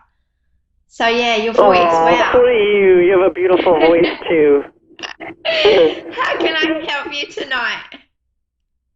I'm just wondering what my future looks like, and how if there's anybody coming through for me. Yep. Okay. Let me just see. I keep seeing number 8 around you, unless you can resonate with anyone with the birthday month of August. When 8s come through, it's about money, so they're concerned around work at the moment. It's interesting when I see work, it's like a back and forth. Are you back and forth with work, or something going on with work around you at the moment? No. Okay, so I've got this 8, and I'll just describe what I'm seeing. I keep seeing number 8, and it's like, it's a rubber band, and when I see rubber bands and number 8s, it's like something to do with money that's going back and forth. Okay. Let me just see what else. I've got someone else. I'm just tuning in with your energy just to see what else, because it's just showing me lots of images at the moment. I keep seeing I have lots of spirit animals that come through, and I haven't had. Do you have anyone that has a love for sharks at the moment? I know it sounds really out there, but sharks. What is it? Sharks that live in the ocean. No. Okay. So when our spirit animals come through, it's a shark. When the shark comes through, it lets me know they're very protective of their family, and they love any loved ones that are close to them. So when I'm just letting you know that you've got your spirit animal coming through. You have the shark around you. I know that sharks seem really scary, but they're beautiful creatures. And generally, when I see the shark, it's all about chasing your dreams, and it's like you're not afraid to get out. You're not afraid to face challenges. You're not afraid to challenge yourself, and you're a go-getter. So once you want to achieve something, you go for it. The shark, yes, so the shark around you is quite sensitive, so it has a very sensitive heart, but on the outside is also very strong and independent, but it's like, it's a wall that you put up to protect yourself when you meet new people. So you're very, very, what's the word, like, it's interesting. You've got this beautiful smile that's come through. I'm just saying you've got lots of things coming through. I just want to see where this is going, because you've got your spirit animal come through. Also, I have a spirit lady coming through at the moment. and a loved one. But I keep seeing rollers in her hair rollers. Hair rollers? She's showing me. Yeah, she's showing me her hair, but she's got hair rollers in her hair. Yeah, so sounds like my mum. Okay, so I have your mum coming through. She's showing me about her hair. I just can see her hair at the moment. She's very beautiful. She's, took the word is that what's coming through. She took a lot of pride in how she looked and how she presented herself. And she has this beautiful heart. She keeps showing me this yellow flower around her. Does she have the love for the garden? But I'm really drawn to the yellow flower.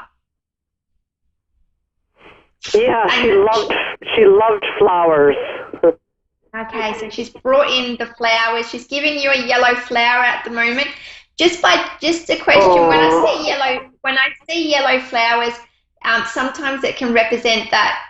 Obviously, I just want to see. Had she suffered from cancer at all? Anything to do with cancer, or anyone around her that had cancer? Okay, I just want to see, because sometimes when the yellow. Okay, I just wanted to check in with you, because sometimes when I see the yellow flower, I always see it like as a daffodil, and when I think of daffodils, I think of the Cancer Foundation. But that's okay. I just wanted to make sure that. But she's given me this flower to give to you. She's also letting me know something about your car. Have you had any issues with your car? Because she keeps showing me your car at the moment. My car? Yes, your car. No. Okay, so she keeps showing me a car. Just a question, do you have any blue car? Because I keep seeing a blue car. It may not be the fact that you have a blue car, but generally when I get colours, there's some kind of communication around the car. I look at blue. Never had a blue car. Okay, so when I see when cars come through and the colour doesn't match with you, then I look at the colours, what the colour represents for me. And the colour blue is all about communication. So whether there's something going on around the car that involves thorough communication with whatever's going on with the car, but because you haven't got any issues at the moment, just keep that in mind for future.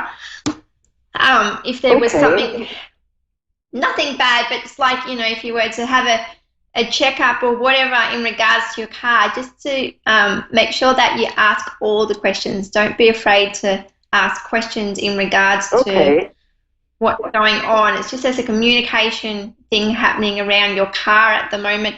She's also letting me know she's also bringing through somebody else, but a male. I have a man with her, but she has her arms around him.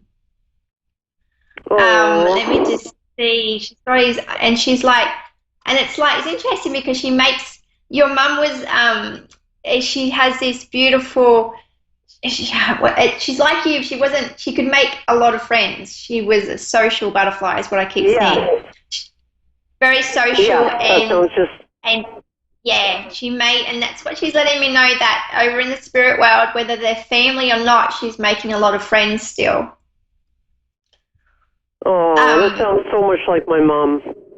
Yeah, but she's beautiful. She's beautiful. Also, she's really showing me a waterfall. Not a waterfall. What is it? A water fountain. Can you resonate with a water fountain around you at all? Yep, 1 second. Sounds like my sister. Just come on through, Blake. Because she just bought a water fountain. Okay, so the issue is that there's something going on around a water fountain. So that's coming through at the moment as well. Okay. Do you know who the male is that's with her?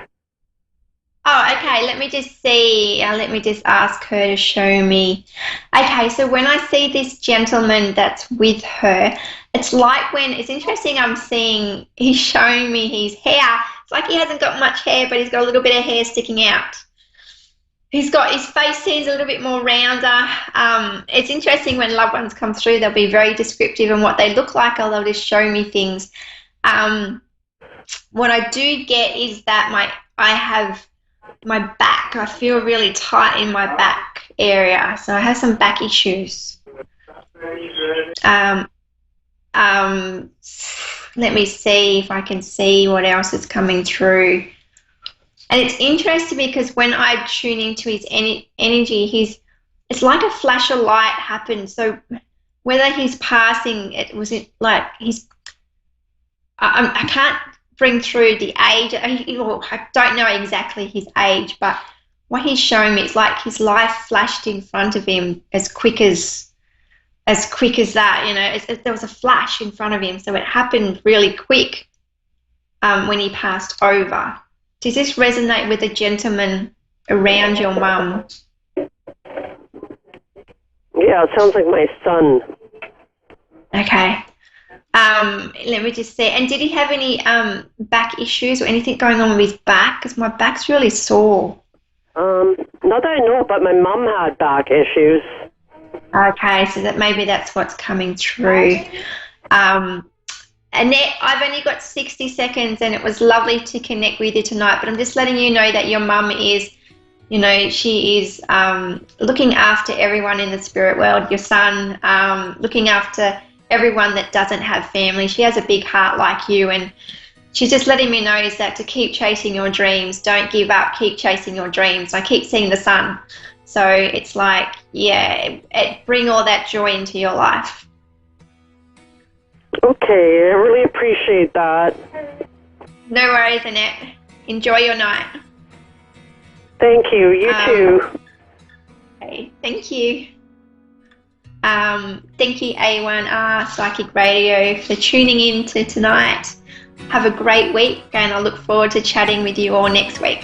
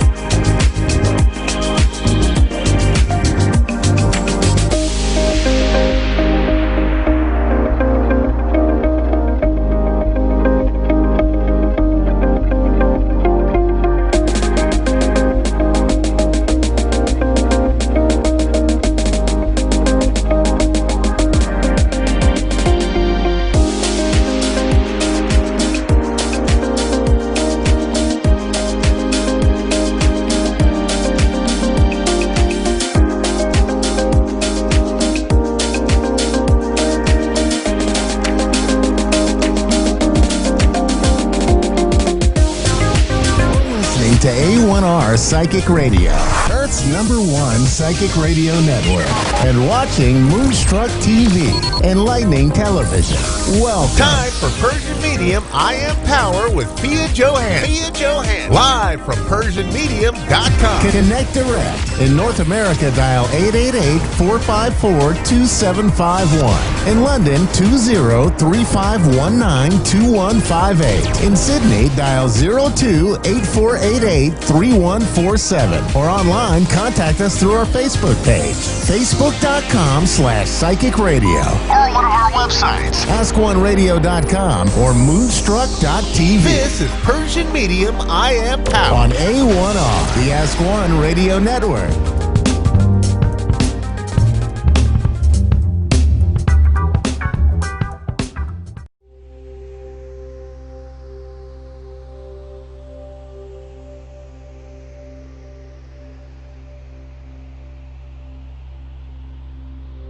I was at the age of 7.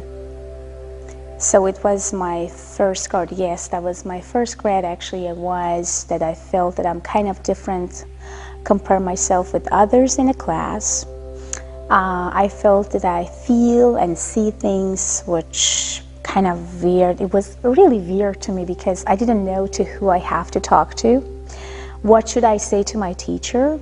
And how can I explain my experience and my connections to, I didn't know at that time what it means. The Holy Spirit, the messages, the things that come to me without I'm asking, or every time when I want to have something, it's just come to me or came to me though at that time. So I do remember I talked to my grandma and I said, I feel that I can hear people, I can see people.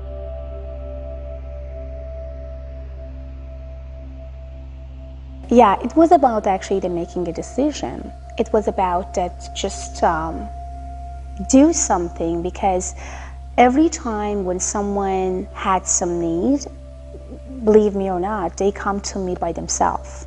I never even knew any of those people, where they are and where I can find them. They came to me, they talked to me out of sudden, and somehow I'm a messenger. And as a messenger, I always has to deliver my message. If I'm not, then I'm getting some punish from God, or somehow some energies come to me and tell me or tell me that, you know, you have to, and you did not. So yes, it came so naturally to me. I never decided for any of those messages.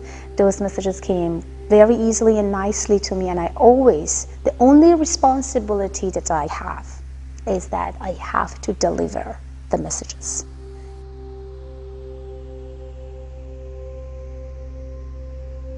Well, I raised with my grandpa and grandma, so I did not know anything about my parents until I was 11 years old.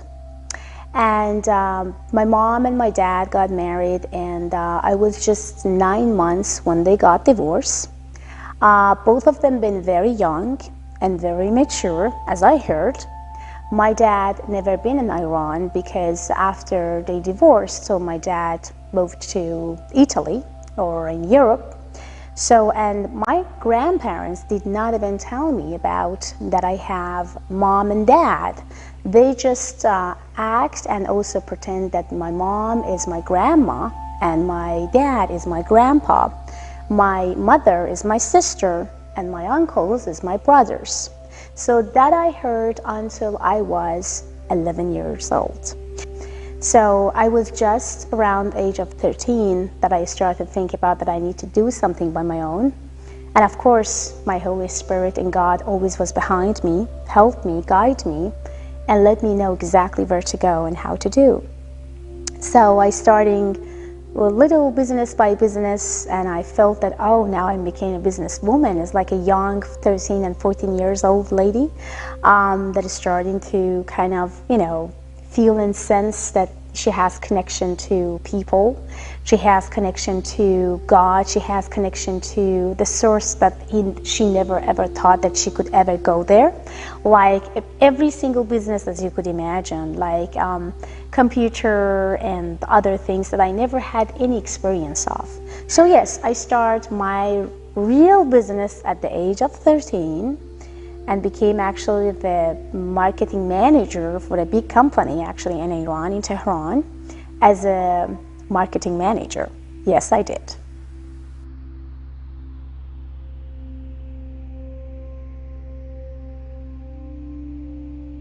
Success is you. You are success. Success is everywhere. Success is something that you think and feel and connect into your own abilities. Success is about that you believe in yourself in the first place. Success means that you never let down or let go of anything that you want and wish because someone telling you that you can't. And you know what the most amazing success for me was? When people said, you can't do it, and I did. That means success.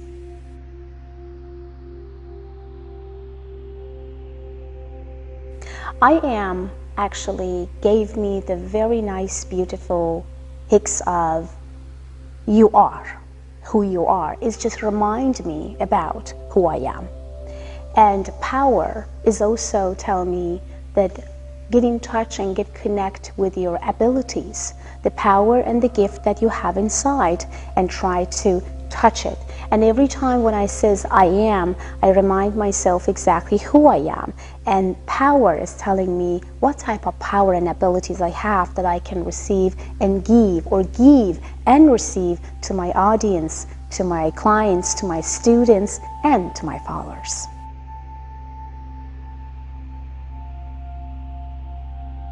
You, my students, my audience, my followers, and those that I don't even know, but I'm talking to them daily, maybe 10 times a day. Sometimes I may not know exactly who they are, but when they're calling me, when they meet me, when they cry, and when they feel that I know them for so long, that is exactly the inspiration. And every time when someone calling and says, well, Fiona, well, Fiona, big life getting better. Well, Fiona, thank you so much, you saved my marriage. Well, Fiona, thank you so much, you healed my husband. Well, Fiona, thank you so much for everything you did. That is exactly the inspiration for me to go and do everything that goes from my power, little by little, to make you guys happiest.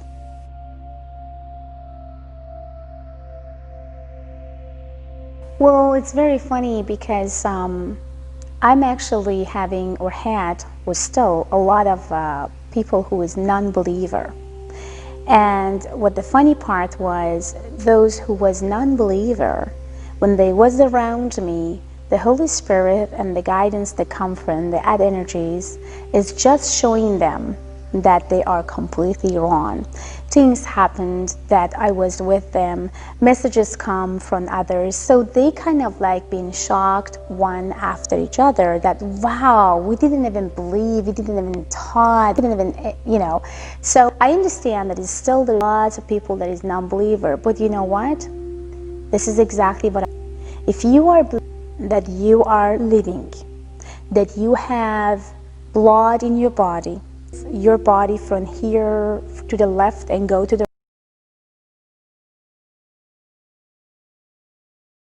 right, then you can feel more and more. As you know that action, your subconscious, then you can see, feel, and connect feelings and subconscious mind. Not, it will be gone. So those who don't believe, they may never gonna activate the third eyes, the emotion and the vision in their life. So my advice to all of them is about to open up, activate. Colors hypno my mind and hypno my vision to what I want to receive as a messages. Sometimes when I have a difficult cases, or I am in a difficult place with client, which I'm trying to help and make them to heal, I am using those colors as a significant fingerprint for myself to receive the messages and to give them the messages. That's why I go to my studio and just like closing and shut the door for maybe half an hour to 3 or 4 hours. I'm using all the colors around, I'm playing with them, and I'm creating whatever, or they are waiting to get an answer from me. So when I'm painting, I am not here. If someone screaming at me, talking to me, like my son many times, they come and says, well, Mom, can you do this and that? Well, I couldn't even hear them. So, well, my husband says, well, your phone is ringing, so can you answer? I couldn't even hear that because I'm not here. When I'm paint, I'm not here. I'm somewhere else.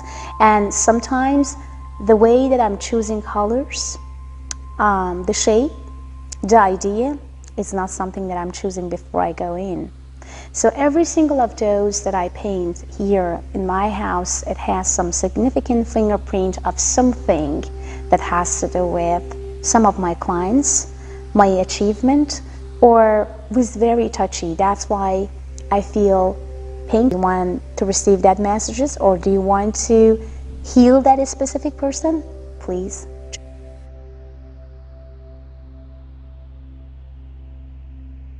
So many people ask me about, like, is it a pentagram? Is this something that, is this not a pentagram? Is it not something that people or others use?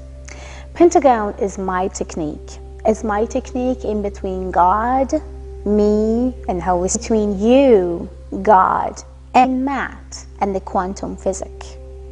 So it's all about many, whatever you want to be and wherever you want to go. They guide me, they tell me, both in a science way and in a very spiritual way. That's why I'm using Pentagon as whatever you want me to ask for. That come through me, or about your real date of birth, and also is about what you want exactly to know and what type of messages I can receive, and if there is any warning, anything that you should be aware of, the Pentagon will tell you what to do or not to do. I'm working with all law enforcement, lawyers, police officers. Also, I had a couple cases with the highest top. So, yeah, I do.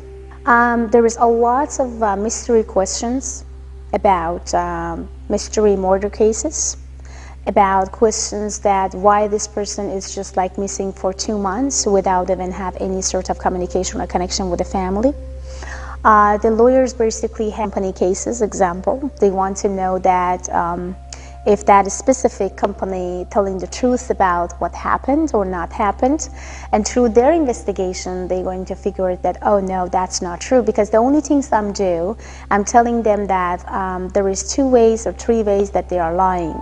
The first is this, the second is this, and the third is that. So it's now up to you where you're going to go and investigate.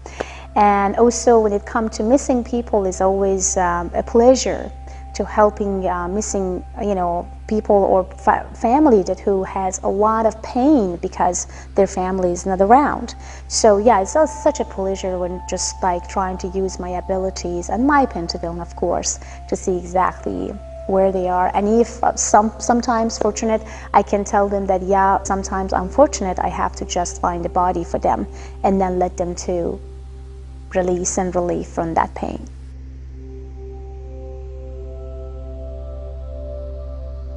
To me, it's all about messages, and it's all about spirit messages. I dreamed again, and in my dream, I saw a very beautiful, gorgeous lady. A couple, addresses through her. It sounds to be that I could see her to transfer from the one place to second place and changing the dress through the white again and again and again and again. And to me, it was about like, what is the message is all about? Why I dreamed about her, and then I didn't know exactly how and which way. Then I asked again, can you please tell me what is all about? Can you just please tell me why I had you in my dream and who are you? So next day, not, but the second day, I dreamed about her again, and she said, "Where white became light." I woke up and I felt like, oh my God, what is that? And again, I back to sleep, and she come back again and says, "Where white became light." And it was exactly when I starting to heal cancer patients. That was exactly when I started to heal animals. That was exactly when I healed, when I got the result as a healer, that how strongly things got exactly what we want. So, and that was a message to me. If you want to heal people, then wear white. And I felt that, okay, maybe it's just a matter of timing when I'm touching them. But then when I ask, I receive the messages and says, no, until you die. You wear white until you die, because it sounds to me that something activated in my mind and my body to be a healer, to heal disease that doctor says there is no way to heal. That's why I'm wearing white until I die.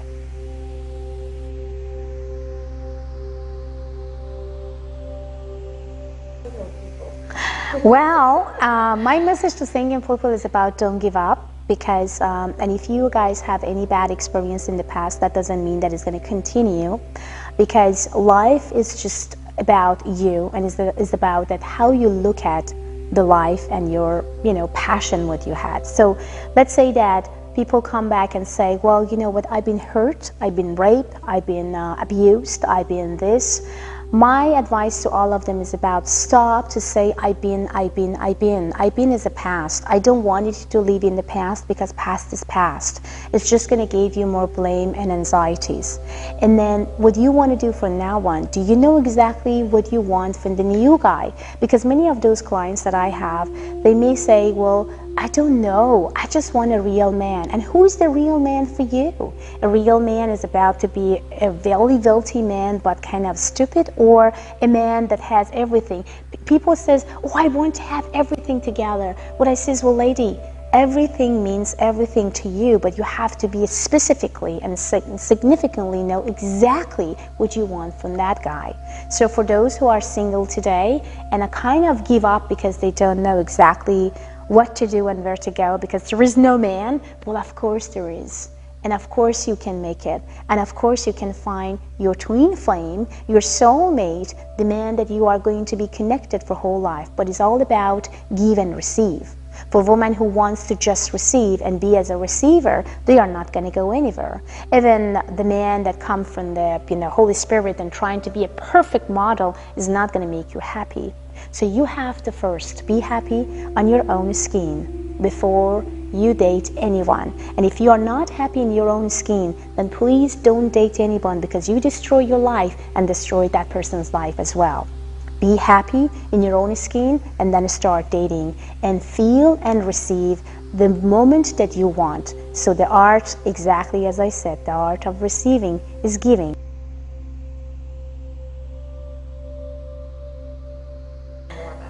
I love horses a lot. I did from age 10, actually. I would love to follow everywhere, look in every magazines to see, because to me horses was a beautiful, gorgeous spirit. And I felt like the way that they are, their muscles, their beautiful eyes, they hypnote me, like hypnotizing you when you're talking to them. And when I was there for the first time, when I was like touching my first actually horse to see exactly like how it's going to be the feelings, it was just like, I think I was 13. And kind of I was scared at the beginning because I was a little girl and that the horse was completely like tall, muscle, and it's like, but the only way that I could connect to that horse and feel completely in love with, it was his eyes. So from there, I could see and feel the eyes of every single horses that I could even see through the magazine, through actually TV shows and everywhere, that I am connected to them. And believe me or not, it was so cool, because every time when I manifesting or want to manifest about something, the first things that come to my mind, that was the beautiful eyes of horses. And specifically the first time that I met my first horse at the age of 13, I always remind about that beautiful eyes. Every single of horses has a significant eyes, which telling you about who you are and what to do to get better. Many of horse owners asking me, well, how can you tell to my horse? Because I told him before in the past, I told her, but they are not listening. But they do listen to you right away, right now, and it's all about connection. So your horse and the way that your horse come to your life, it means a lot. That means something for you. That you are connected to your horse in the past life. That means that this horse may gonna tell you something or some messages that many of those owners doesn't know how to connect with. That's exactly what I'm doing. Many of those horses wants to be famous. They are jumper. They want to win. Their owners would love to win. They have a desire to win. Well, but they want to make sure that the horse exactly understood the fact that what exactly his or her desires is, and that is my role to go hypnotizing horses and telling him and her exactly what to do and not to do to make her happiest or feel healthiest or wealthiest, whatever she or he wants. So that is exactly what I did. At the same time, I heal horses a lot. Horses with the pain, emotional pain, physical pain, and any pains that maybe a doctor couldn't really do anything with them. I could, and I did, and I succeed, and I'm happy for that. That's why I'm very connected to horses. I am strongly connected to their energies, and I can do everything that goes from my power to make them, both horse and horse owners, happiest together and having and fulfill their desires.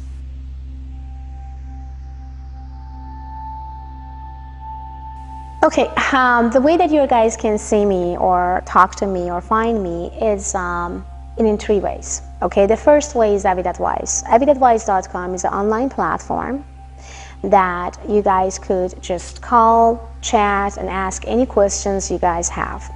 Many of you guys may not living in California, or maybe you are located in Europe. Many of you guys may be in Australia, maybe in another state. So it's kind of very hard for you guys to fly here and just say, well, you know, Fiona, can you just ask this, you know, just answer these questions. So you can call and chat with me anytime and no time. I'm always online 24 hours and 7 days because of all the clients that I have worldwide. Then, you know, they're going to be the shortest, the nicest, and maybe for you, the easiest. And the second is my radio shows, which is people calling and listening to my radio shows for half an hour. But unfortunately, not people can find me easily there because there's tons of people that waiting on the line to trying to have a convo with me. And the third one, which is the best ever one you can think and imagine, is a face-to-face meeting in my wellness center with my team in Corona Del Mar and in Avid Awakening.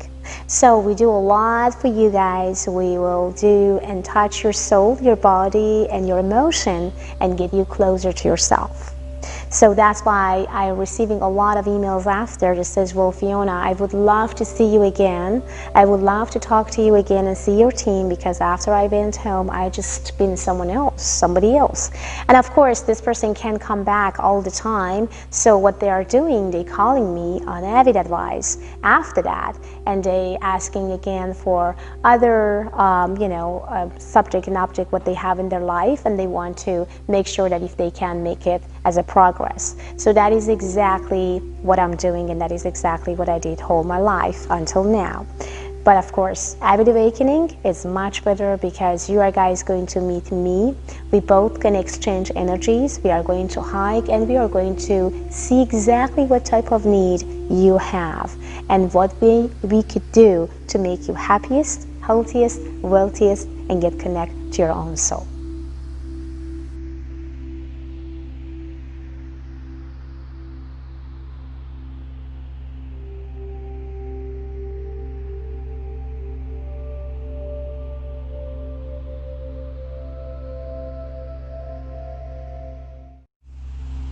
Welcome to Avid Awakening, a beautiful, gorgeous wellness center who will adjust you mentally, emotionally, and physically.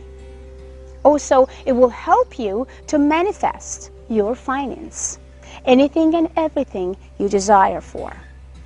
This place is a very beautiful place which is located in Corona Del Mar.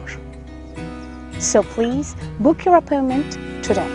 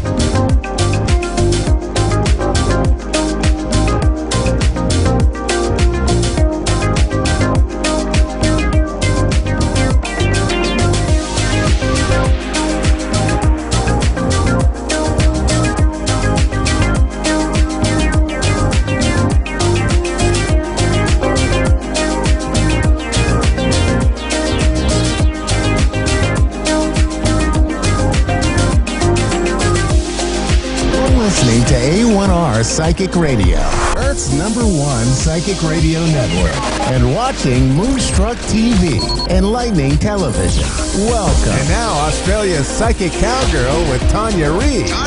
Live from AustraliaPsychicCowgirl.com. Connect direct. In North America, dial 888-454-2751. In London, 20-3519-2158. In Sydney, dial 02-8488-3147. Or online, contact us through our Facebook page, facebook.com/Psychic Radio. Or one of our websites, AskOneRadio.com or Moonstruck.tv. This is Australia's Psychic Cowgirl on A1R, the Ask One Radio Network. Woohoo! There's a bit of excitement around our show today, and usually that means that spirits are already here waiting for the first caller, so that's pretty exciting. So anyway, I will start off with welcoming you all to the show, and I hope you've had a good week.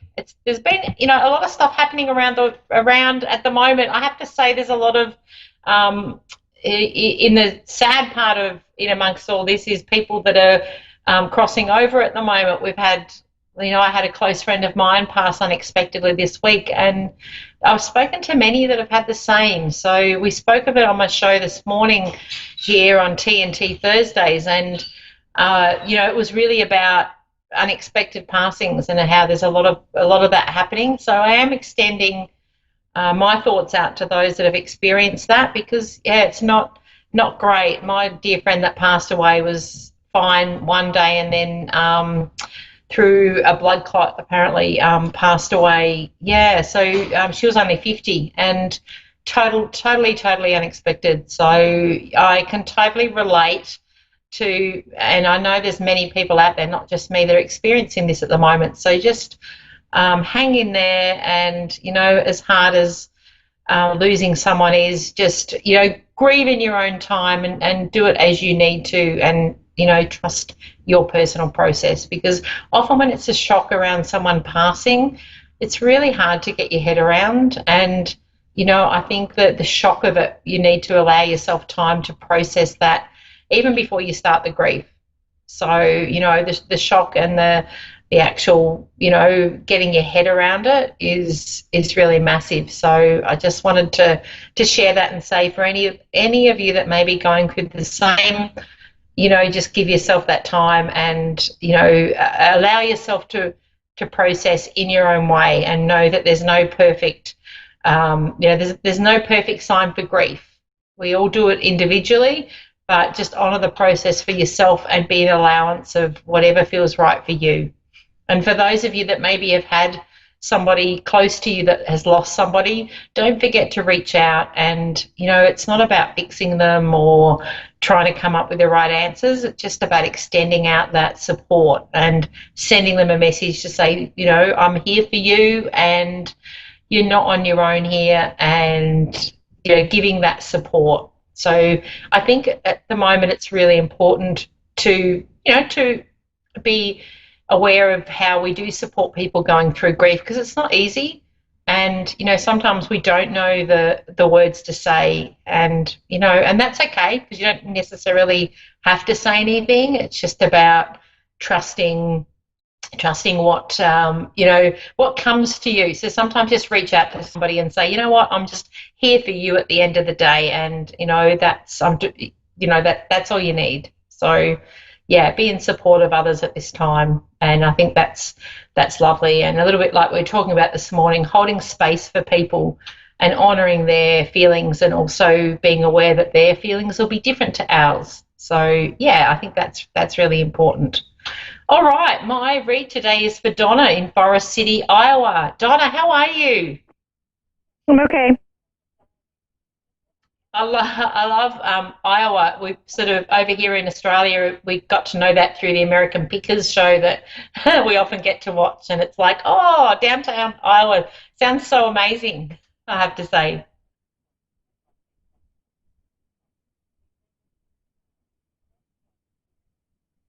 Seeing if Donna's there. Yep, I'm here. Oh, yeah, you are. Okay. Hey, how are you going today, Donna? All right? I'm doing okay. Yeah. Okay. Cool. Did you want me to focus on anything specific today, or just tune in? No, not really. Okay. Yep. So you're pretty open to.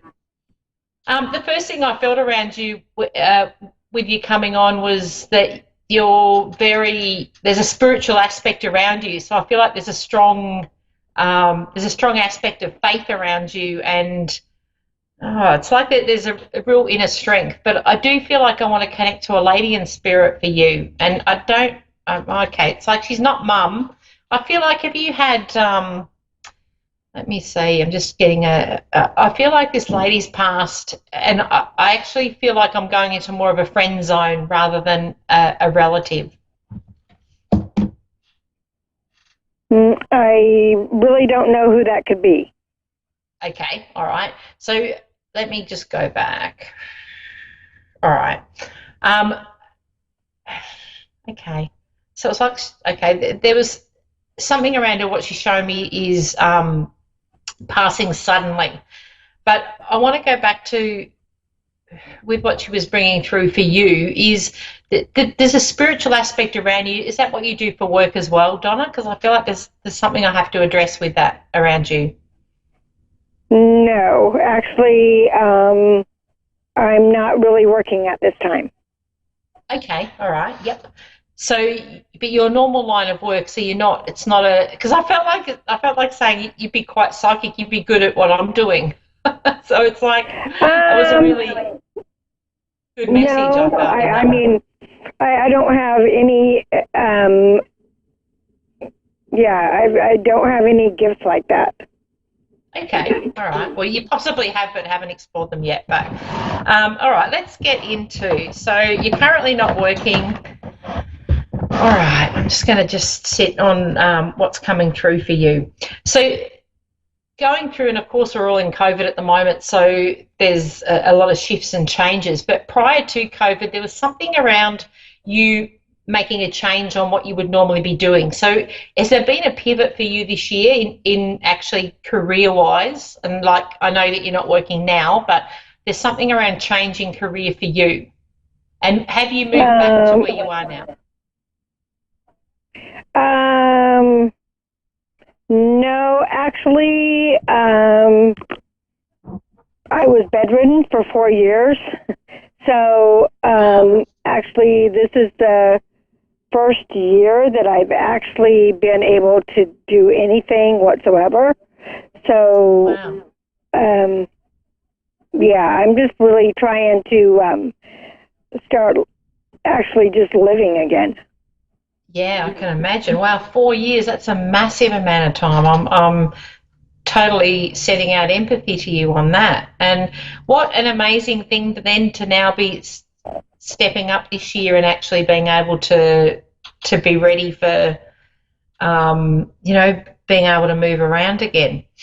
There's all right, I just want to go to, with, you're saying with the, with your health, was there some kind of realization or something that happened that helped you, get back on your feet? Because I just feel like it's almost like Spirit showing me there's something that's quite spiritual in that. Okay.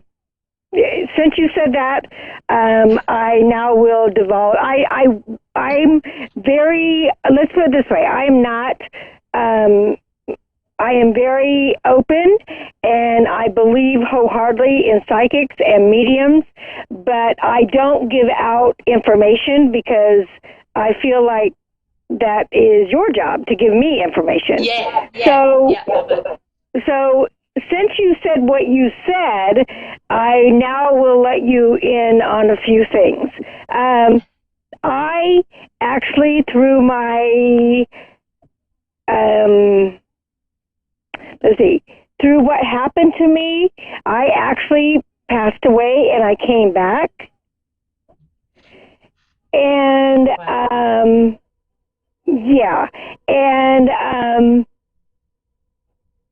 so because of that happening and seeing things, and I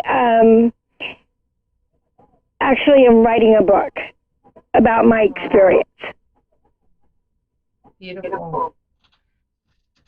And it's and obviously with writing your book, you've had these profound insights, but it's like it's opened up a whole new aspect to you. And that's why I felt like with it, when they were showing me the spiritual side, it's like you're quite in tune, and it's not uncommon for someone to have experienced exactly what you've explained to then open up to the realm of things that they possibly might not have been before. But I feel like also with this year, you're changing up. So it's like I'm stepping into doing something different.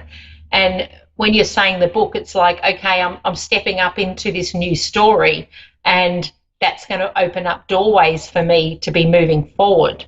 And I'm a little bit excited, and it was a little bit like when I first got on today. I felt quite excited, and I felt like Spirit are quite excited for you. And I get that feeling, and I'll sense that, but they don't necessarily give me exactly what that is until I connect in with who I'm going to be connecting for. But I do want to say that it's for you, the part of actually being bedridden, like the reality of it, over the next 12 months, the stepping stones and milestones that you're going to hit are going to be even more profound. So it's almost like your book is going to keep gathering, I want to say, throughout this year. There's even more information and connections for you. And it's like it's almost for you, and I know it sounds a little bit like out there, but it's like there's an angelic presence that's stepping in and stepping up through you. And I even feel like with that, when we connect to writing, we're connecting in and calling in all those, and I say like from our angelic realm to step in and help us gather that information. And for you, it's like I'm getting more and more profound insights. So it's not just the fact of what you have experienced, it's what you're also bringing to the table moving forward. And I want to say, I'm excited on your journey. And can I ask, because I feel like there's something around an opportunity with this, and have you already been asked to speak of your journey? Because I feel like I'm presented with opportunities where people really want to hear your side of the story. And it's almost like, because you have had that, I'm a little bit of the skeptic side within me, I'm a good balancer, because I'm going to bring this story through that's going to be quite real, but people will relate to me because I'm saying it on a very down-to-earth level is what I want to say, Donna. Well, first of all, I haven't started writing the book because the book is going to be a very hard for me emotionally. Yep.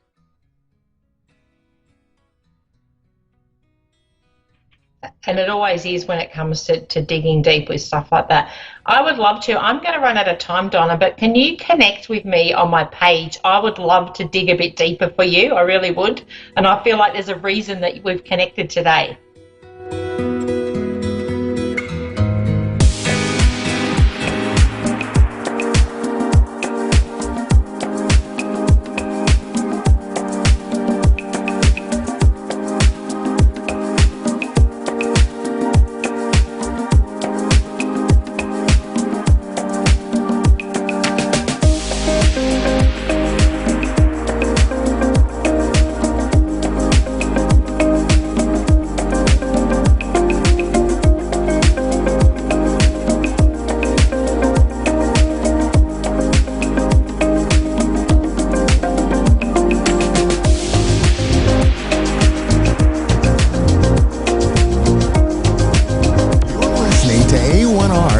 Radio, Earth's #1 psychic radio network, and watching Moonstruck TV and Lightning Television. Welcome. Time for Insights by Janita with Janita Francis. Live from insightsbyjanita.com. Connect direct. In North America, dial 888-454-2751. In London, 20-3519-2158. In Sydney, dial 02-8488-3147. Or online, contact us through our Facebook page, facebook.com/psychic radio. Or one of our websites, askoneradio.com or moonstruck.tv. This is Insights by Janita on A1R, the Ask One Radio Network. Hello and good afternoon, everybody. Welcome to Insights by Janita Francis. I am, of course, Janita Francis. That's kind of become my little catchline, hasn't it? I, as usual, am always super prepared and planned to come on the show. And I was sitting here quietly listening to the introduction about just the music and feeling the melody of it and thinking, hey, like life is a melody. Life is about music, and we get to decide what style of music we want to listen to and how that feels, and whether we want to dance to it, whether we want to sway to it, whether we want to rock out and headbang to it. And it was, 15 seconds, 20 seconds of really thinking about that so much, and thinking, what prompted all of this is I was on a call recently with a group of amazing human beings. And when you just kind of get somewhere and you think, why am I here? Like, I'm here for a reason. I don't understand the reason just yet, but I'm here. So why am I here? And you spend a couple of minutes trying to reflect on, why would you be experiencing this opportunity right now? What is it about this that you need to gain from it, glean from it, understand? And it wasn't until probably 3/4 of the way through the group call that I realized that some of my thought processes weren't working for my benefit. And it was kind of like I was playing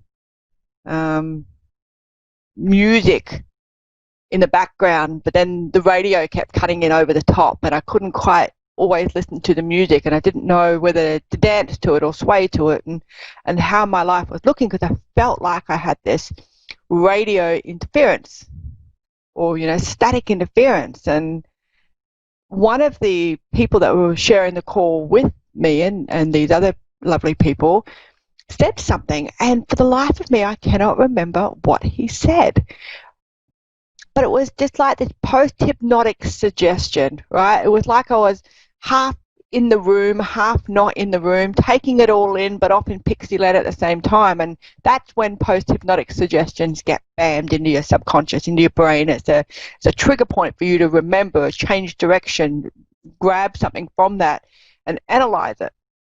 And I thought about, okay, so what did he say? And for a couple of seconds I was trying to think about, what did he just say? Why am I feeling like this? Why did this trigger? What is about this conversation that triggered? And I still cannot for the life of me remember what he said, but I can sure as heck remember my thought processes around that and what happened as a result of whatever this constructive sentence that he said.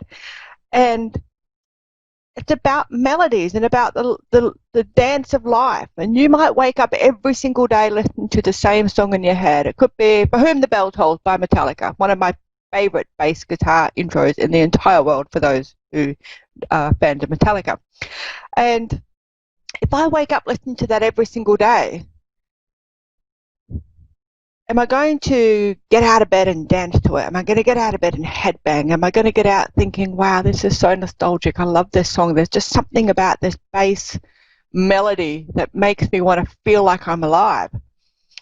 And I came to this kind of thought process in my head as, am I dancing to the song the same way and expecting the song to feel the same way every single time? Am I retracing my choreographed dance steps? Am I going over the same moves every single time and then wondering why I'm getting this static interference? Because I'm doing it on autopilot. I'm dancing on autopilot in my life. And I'm trying to find the words to get you to understand where I'm coming from with it, because it's really, my brain is very complex and weird.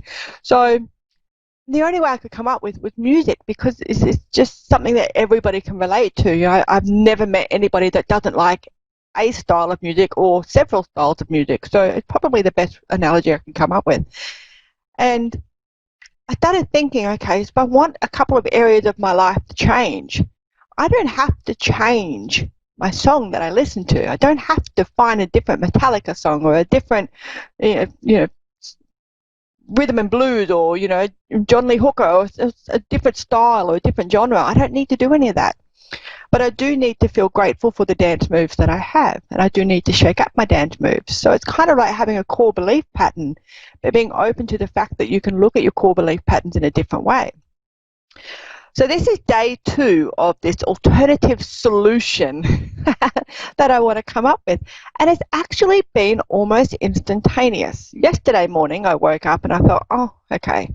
I'm still listening to For Whom the Bell Tolls. It's still my favourite song. I still really love it. I still embrace it.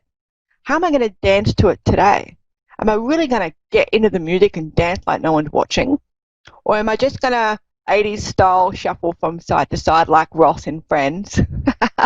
Because somebody might be watching, somebody might be judging, someone might say something that puts me off my dance of life.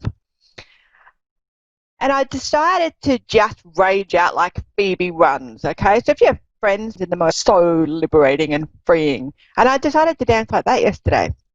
And it was a conscious decision to dance like that. It was a conscious decision to think like that, to have my mindset like that. But it was actually bloody easy. And I think it was easy because I was ready to. No one was ever asking me to change the music that I listened to. No one was ever asking me to completely overhaul my life. They're just asking me to think about alternative ways to enjoy my music, to embrace what I was listening to, embrace my life. So yesterday I got out of bed and did the Phoebe style running dance to this song. I listened to it in the car on my way to the Muggles job.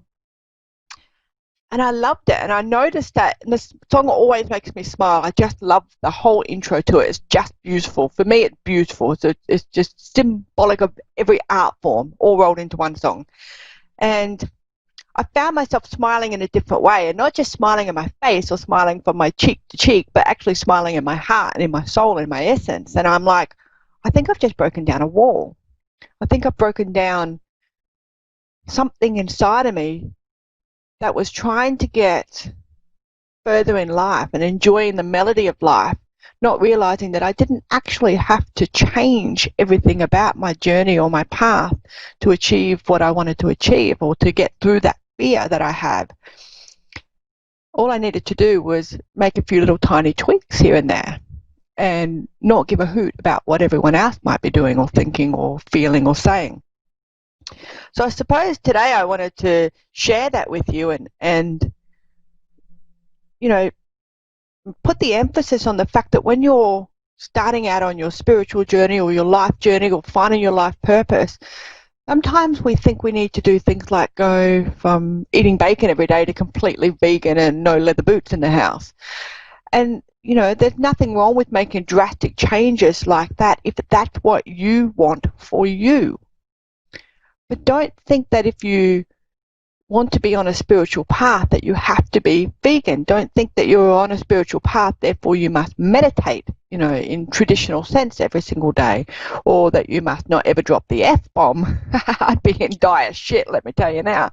But it's about understanding yourself and embracing yourself and accepting all of those quirks and realizing that you have that conscious decision. It's your mindset. You get to choose every single day how you're going to dance to the melody of your life.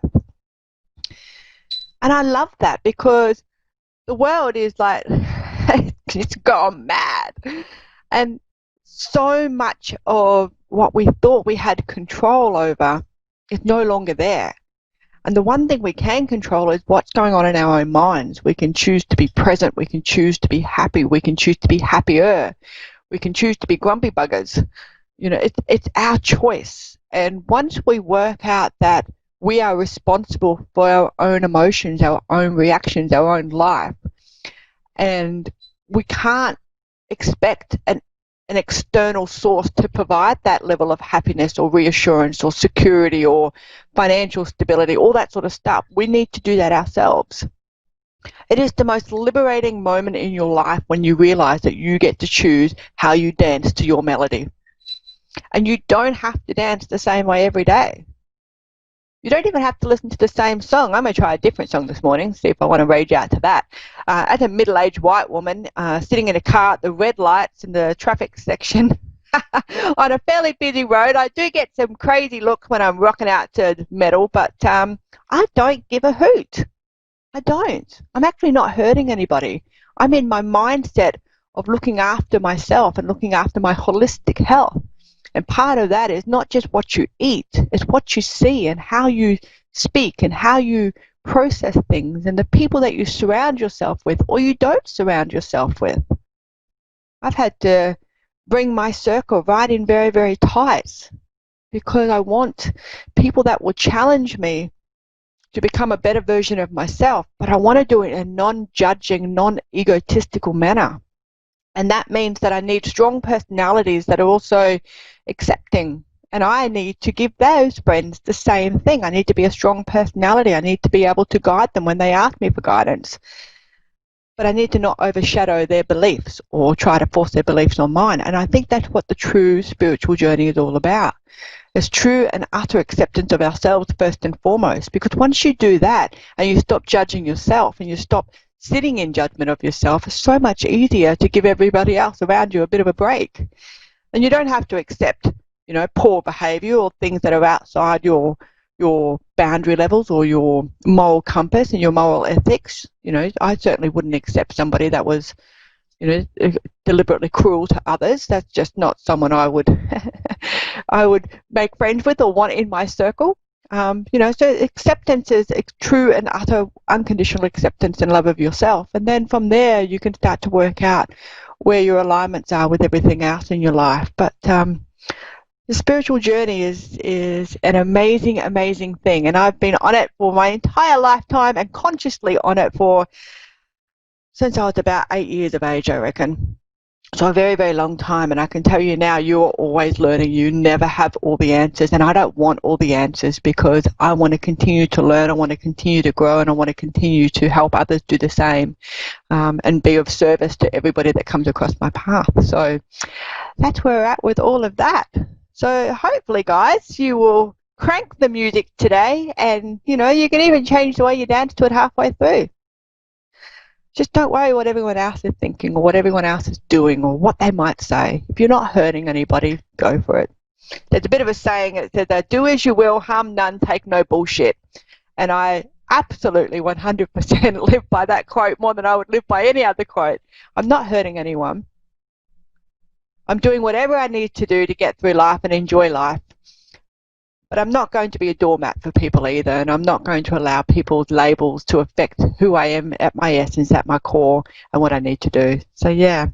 All right, guys, that's it for me for this week. Thank you very much for tuning in. My name is Janita Francis. I run Facebook and YouTube of Insights by Janita. Please do join me over there. You will catch me here for one more week, and then I will be on a little break. So, for now, enjoy your week ahead, and thank you very much for your listening. Bye for now.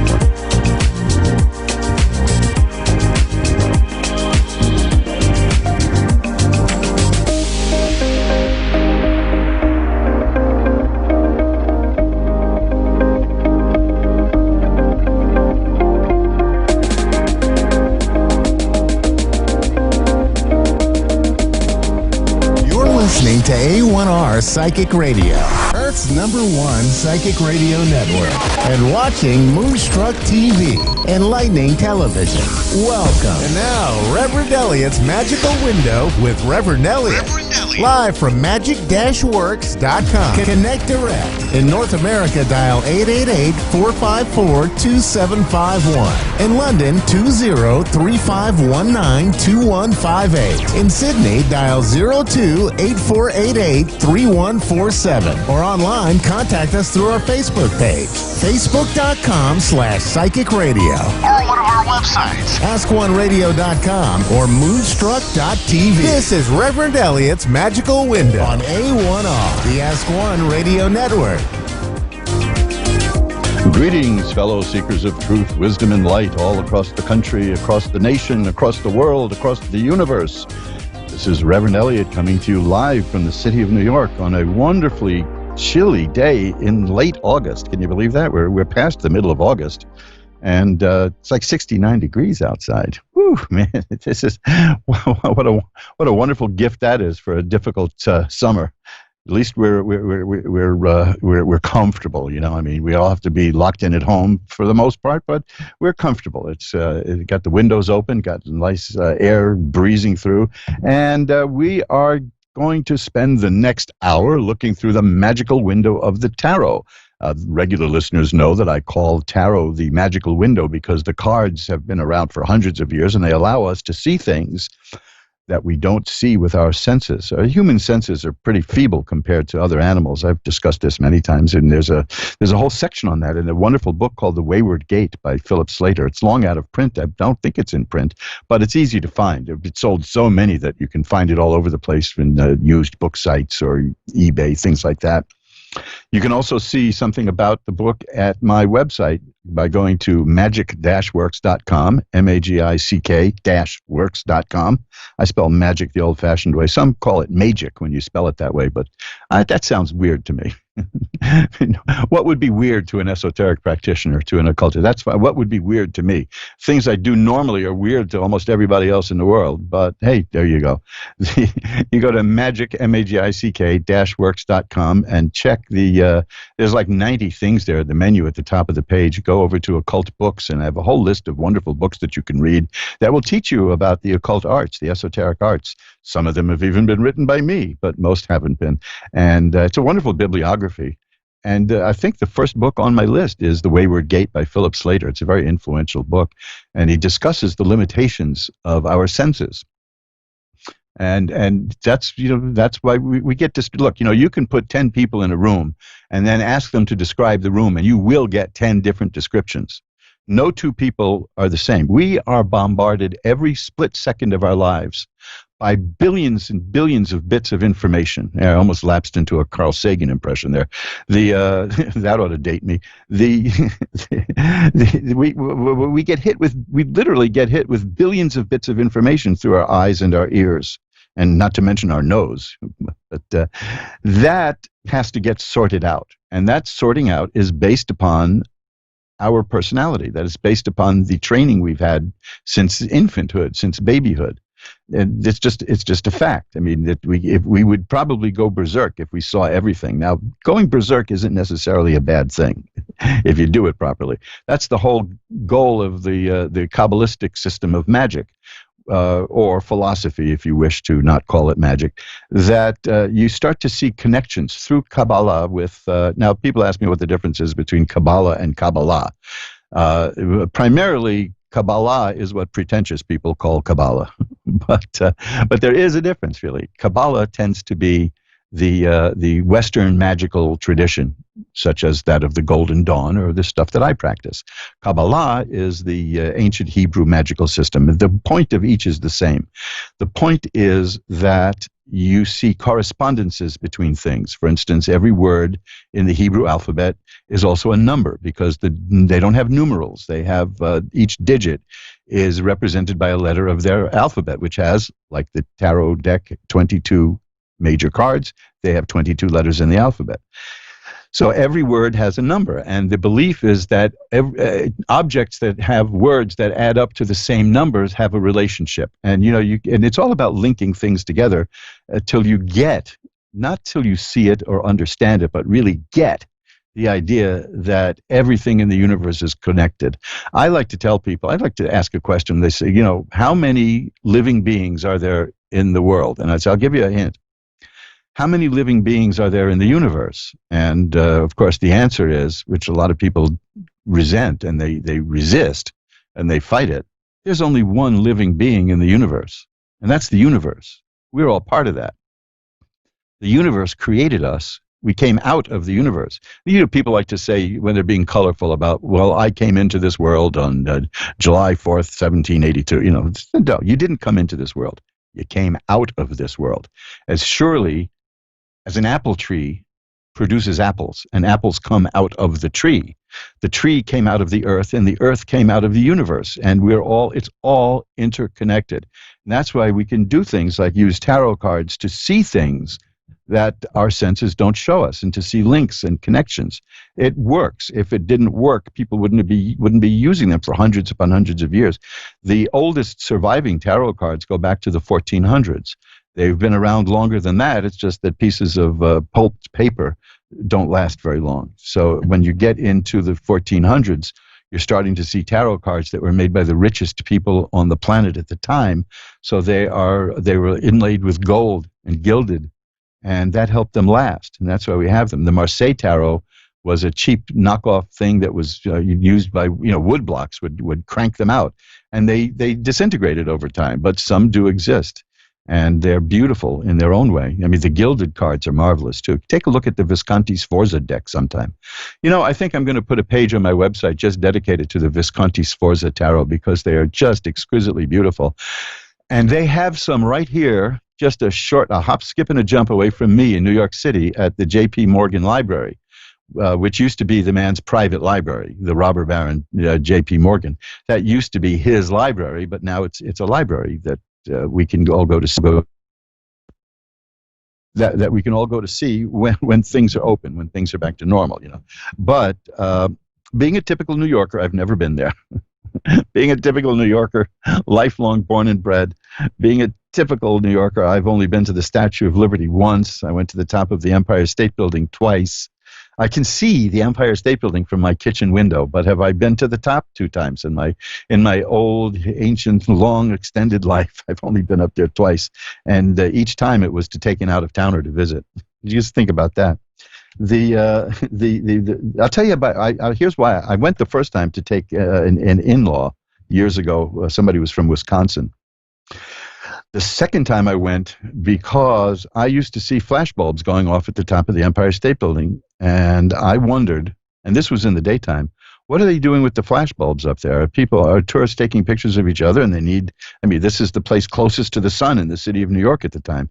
Did they really need extra light? So I went to the Empire State Building to see if they were doing what I feared they were doing, and they were. They were pointing their camera out at the city, taking hundreds of miles. You could see to the horizon. You can see to the curve of the planet from the top of the Empire State Building here in New York. And they were using a flashbulb to take a shot of the city from up there. Like that would illuminate the place. And like I said, people think that what an esoteric practitioner does is weird, And there are people who think that what I do is weird. I once had a guy yell at me for a half an hour because he saw that I had instructions at my website for making holy water. And he was horrified by that. How can a human being make holy water? I said, human beings have been making holy water for years. It's just a matter of performing a ritual over it. And if you want to make your own holy water to use for various things, like in case a vampire comes after you, that's go to my website, magic-works.com, magic-works.com, and you'll see the instructions for making your own holy water. I always keep a bit of holy water in a little vial on my keychain. Rather vile holy water, maybe you might say, but it's or defiled holy water, but it is holy water. I mean, there's no doubt about it. You don't have to have a special diploma from the Vatican in order to make holy water. People have power. People have a lot of power. You have more power than you know, folks, and that's something we're going to talk about later. I have been in and out off the air for, it's been a kind of a rough summer so far because of illness and things like that, but I'm back, and I'm looking forward to not missing another show and being with you all the time. And I want to thank so many of the listeners who have sent me emails at asktarot@earthlink.net to see how I'm doing and to send well wishes to me and to my wife, who had a kind of nasty accident. And this is these are just the vicissitudes of life. A lot of people will say, well, if you're a tarot reader, why didn't you see it coming? Ha, ha, ha, ha, ha. Well, because I didn't look for it. Ha, ha, ha. You don't, if I wanted to, could you imagine how crazy you could make yourself if you got up every morning and the first thing you did was look into the tarot cards to see if something hideous was going to happen to you that day? Sheesh, that's no way to live. We take these things in our stride. We're no different from other people. There's nothing that I do that you can't do. It's that simple. This is why, for instance, I don't charge thousands of dollars for my services, because that's crooked, because this is stuff that I could even teach you to do. And if you don't want me to teach you to do it, I can direct you to books that will teach you how to do it. Wonderful books, better than some of the books I've written. Oh, I won't admit to that in court. But yeah, there are books that I'm so jealous of. I wish I had written them myself. But I do have a couple of books that'll teach you how to read tarot cards, will teach you how to use mind power to do things like unbelievable to many people, but I have a video proving it on my website. You can move things with your mind. There is such a thing as telekinesis. Don't let anybody tell you that it's impossible just because somebody else can fake it. That's usually how they disprove. That's how they debunk esoteric claims. They say, well, somebody can fake it, so therefore it's not real. Come on. I like to talk about a wonderful man named Cary Hoffman, who sings just like Frank Sinatra, and he was a nightclub operator for years, and ran a wonderful comedy club in New York called Stand Up New York, and he was doing wonderful stuff. And then one day he just surprised everybody by busting out in song, and he sings and he sounds just like Frank Sinatra. So are you going to trot out the PBS shows that Cary Hoffman did, singing like tributes to Sinatra, to prove to me that there never was a Frank Sinatra? No. So debunking something by having somebody else fake it is the bunk itself, because you can do it, and until you do it yourself, you probably won't believe it. I mean, I've had people, I've shown them how to move a wheel, a side wheel. You can see that at my website also. When under you have the power, it's there. You can move these things without touching them, and they will move whichever way you want. You can say, now I'm going to ask you to stop, and it will stop. And then you can go to the left and go to the right. That's what's in the video that I put up. This is me doing it, and it is not faked at all, because I wouldn't even know how to fake a thing like that. Somebody accused me of having little magnets under my thumbs, and it's okay, so how did I turn one magnet on and one magnet off? And how did I get the magnets to make something that's made out of tin or aluminum? How did I get that to spin? People will come up with the wildest scenarios to prove that what they saw you do didn't work. Now, here's the beauty part. I've shown people how to do it, and they've done it, and it's a thrill. I mean, it really blows their mind when they realize that they can move things without touching them. And the first thing they'll do is tell a friend, and you know what the friend will say? You can't do that. Why not? Because it's impossible. Oh, so I did something, but you're saying I can't do it. So what you get is a situation where you have people who have lifelong friends tell them that they're liars. It's remarkable. But yes, you can do it, and it's all detailed in a book of mine, conveniently available at Amazon.com, called Bending Spoons with Your Mind and Other Miracles of Mind Power. Other Miracles of Mind Power. Get your name straight there. And the point is not to bend people's spoons, because then they won't invite you for coffee anymore. The point is to show that your mind is stronger than you think. And yes, just because a few people can pretend to bend spoons and make it look like they're really doing it, doesn't mean that you can't do it yourself. You can. Look at that book cover, because that spoon that's bent on that book cover is the very first spoon I ever bent. And let me tell you something, I was shocked. I followed the instructions, I did the work, I did the mental focusing, and bang, like that. So you see, there's a lot more in this life than is in most people's philosophy. I think Shakespeare wrote something like that, didn't he? Well, listen, I don't want to talk much anymore, because it's been a while since I've done the show, and I want to get to the heart of the matter, which is reading tarot for callers. So what we're going to do is, during the course of the show, I'll tell you how to get in contact with me if you want to do something off the air, and I'll show you how to find various things at my website, including how to make Irish cream. Oh gosh, I can drink so much. It's like candy to me. So naturally, I don't want to spend a fortune on Irish cream, and I found a wonderful way to make it. Now, you see, I can imitate Irish cream. With just a few ingredients, I can show you how to make Irish cream. Does that mean there's no such thing as Bailey's?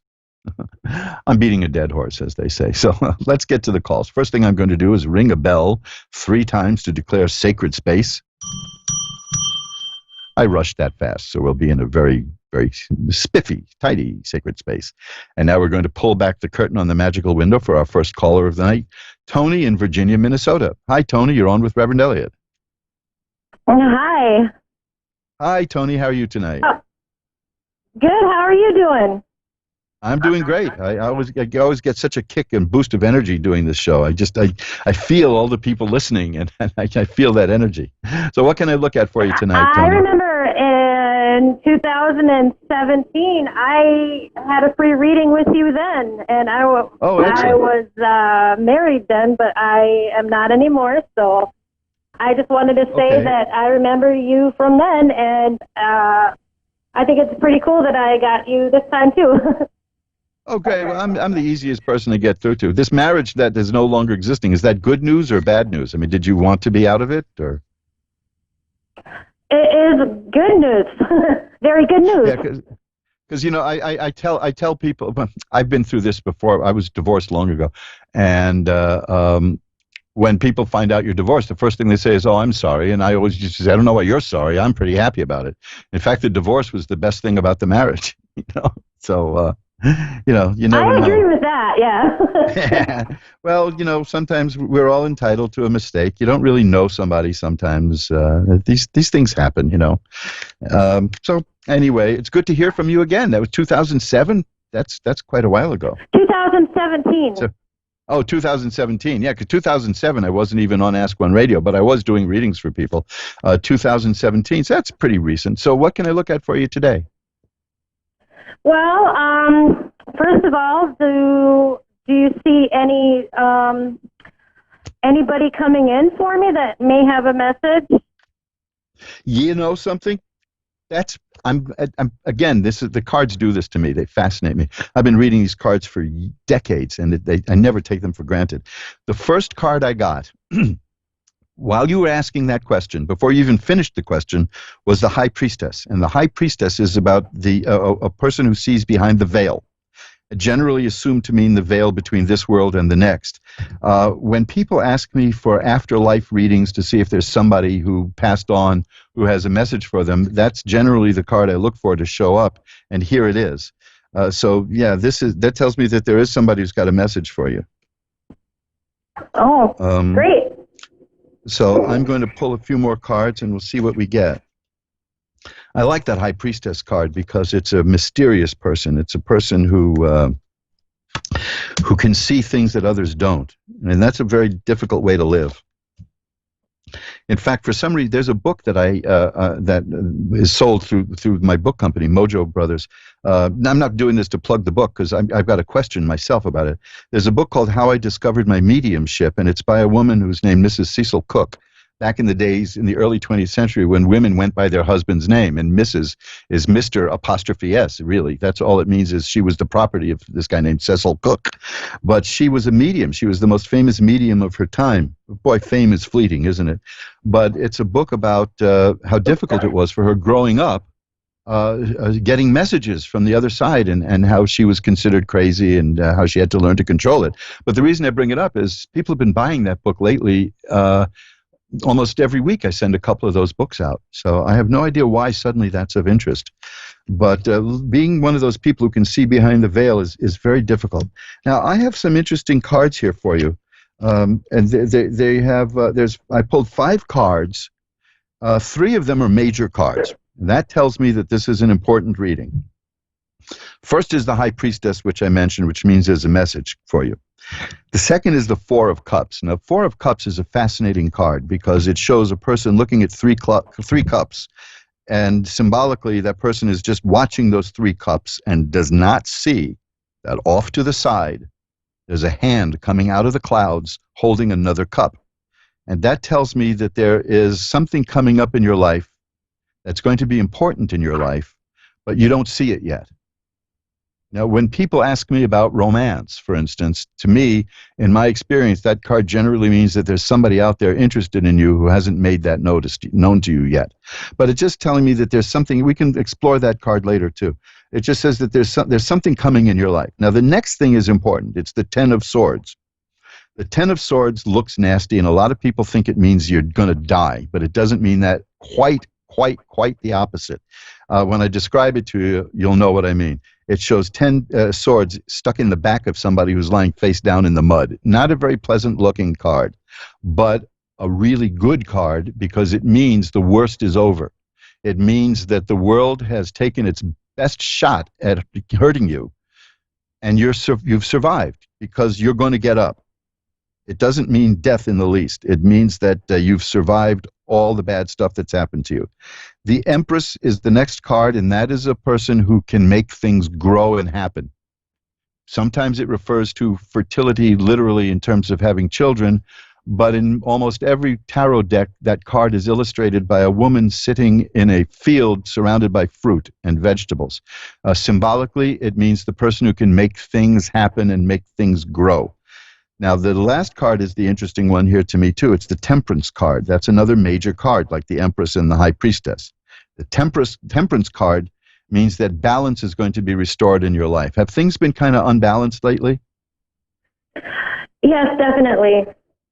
Yeah, see, now you combine that with the Ten of Swords, which says the worst is over, the Empress, which says that there's new stuff growing in your life, and the Temperance card that balance is restored, and it tells me that you're going to get your life back on the right track. How is that going to happen? You don't know yet, but it's in the works. That's the Four of Cups. There's something brewing now in your life that's going to pay off, but you just don't see it yet because you've been through a lot of stuff lately. But I can assure you from these cards that you're entering a time of abundance and balance. Even though it doesn't feel that way sometimes, just keep that in mind, okay? Well, it's good to know, and I do believe that. I've been with my current boyfriend now for a little over 2 years, and Excellent. Things have been rough for both of us, and, we're on the right track. And, I believe we have a good future ahead of us. And I just became a grandma, so I have to be here for a while at least. Congratulations. Talk about that, because the Empress has said it can relate to children, and now you're talking children, grandchildren. That's abundance. You said you think the future is going to be good for you, and so do I, and I'll tell you why. Because while you were talking, I pulled a card, and the card I got was the Ace of Cups. Cups relate to romance and emotions overall, but mostly romance and happiness and love. And the Ace of Cups is the beginning of joy and happiness. So that's what I said. I think that you're headed for a really good time of abundance, and now I see it's going to be a time of happiness. But I think most important, this is going to sound weird. I'm not too big on happiness, because it gets sold to us all the time. Every product we get sold is that it's going to make us happy. We're going to be happy, and yet that's not where happiness comes from.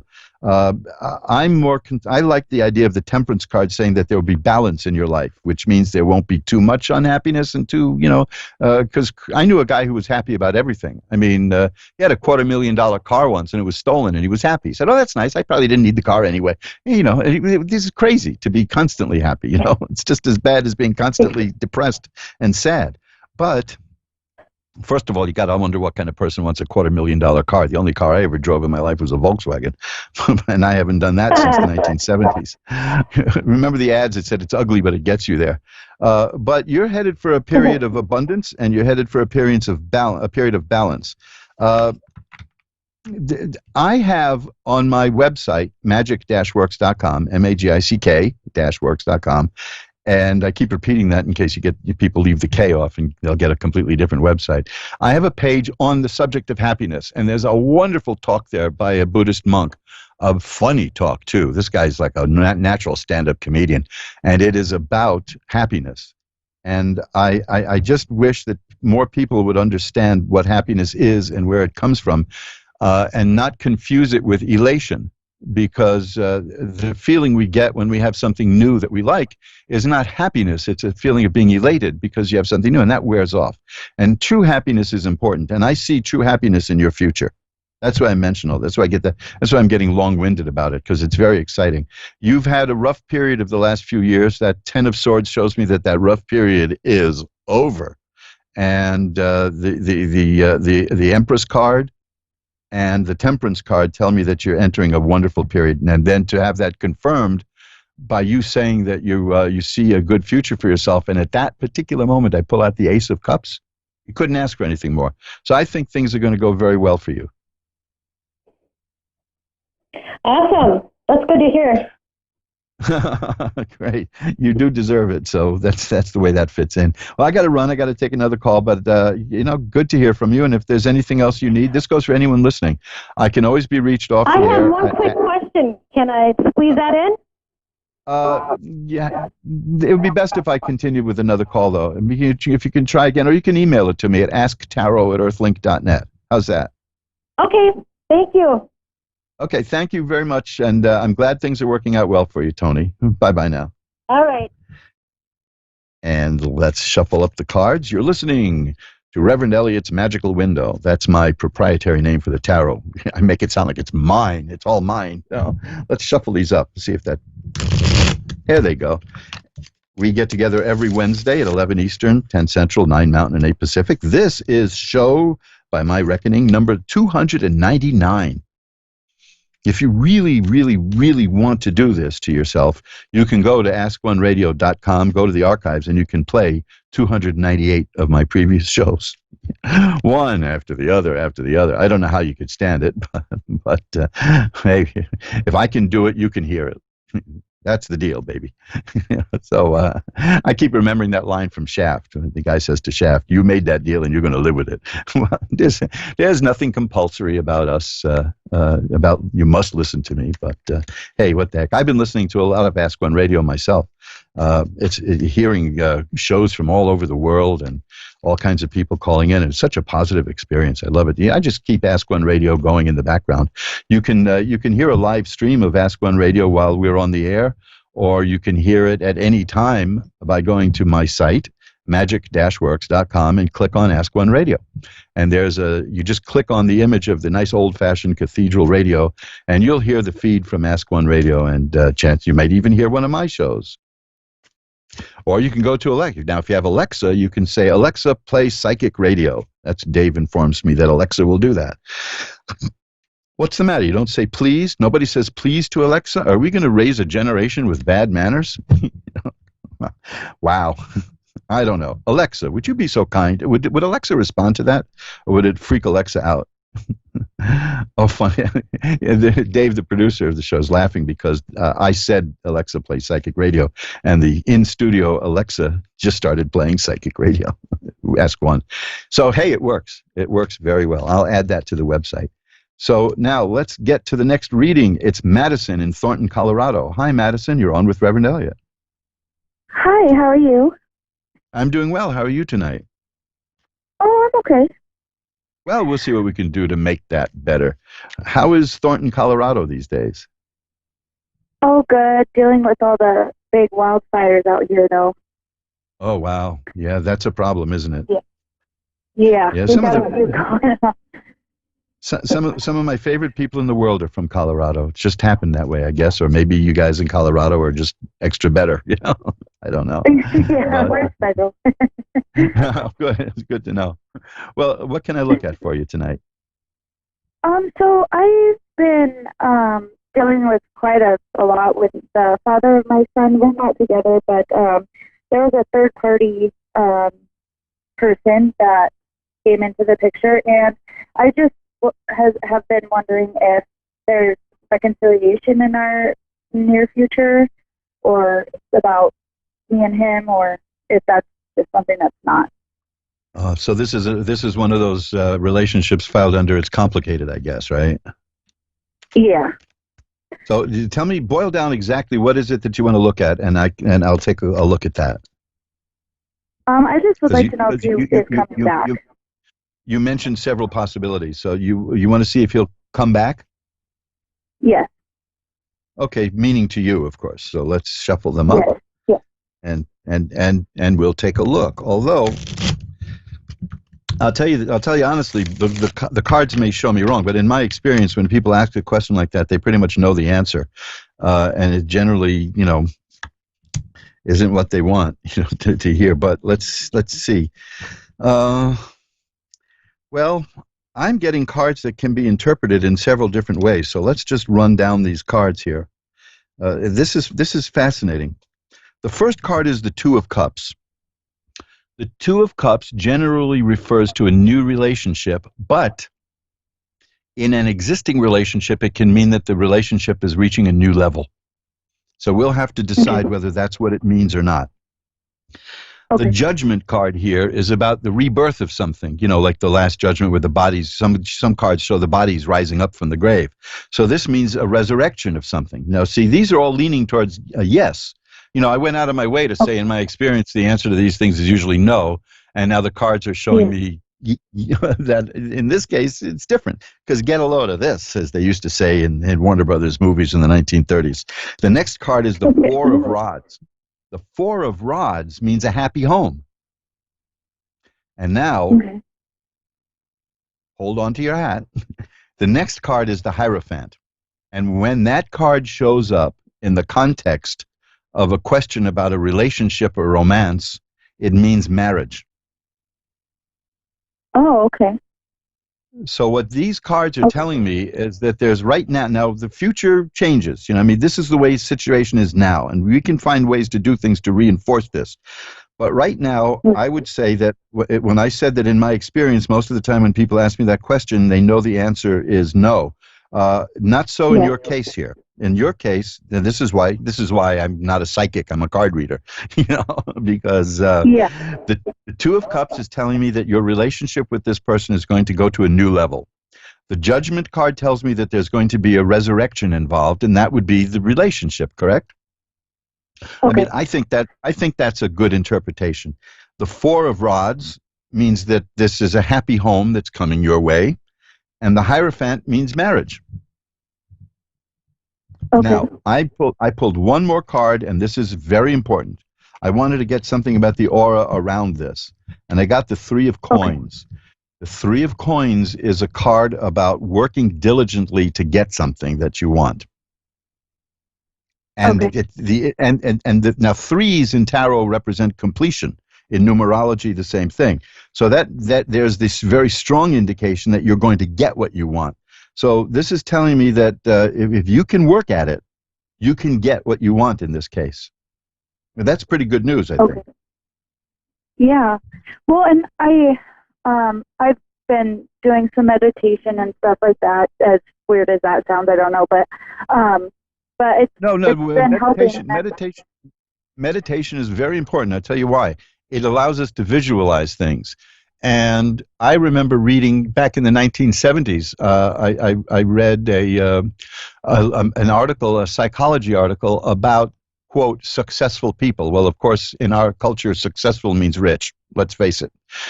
So what it was, but they all had one thing in common. Whatever it was that they were doing that got them rich, the only thing they had in common was that they all imagined themselves doing it before they actually did it. They all visualized it. And I think that there's a lot to be said for that. And I've done that too. I'm very deep into meditation. There's a meditation link at my website because it's very difficult for people to do.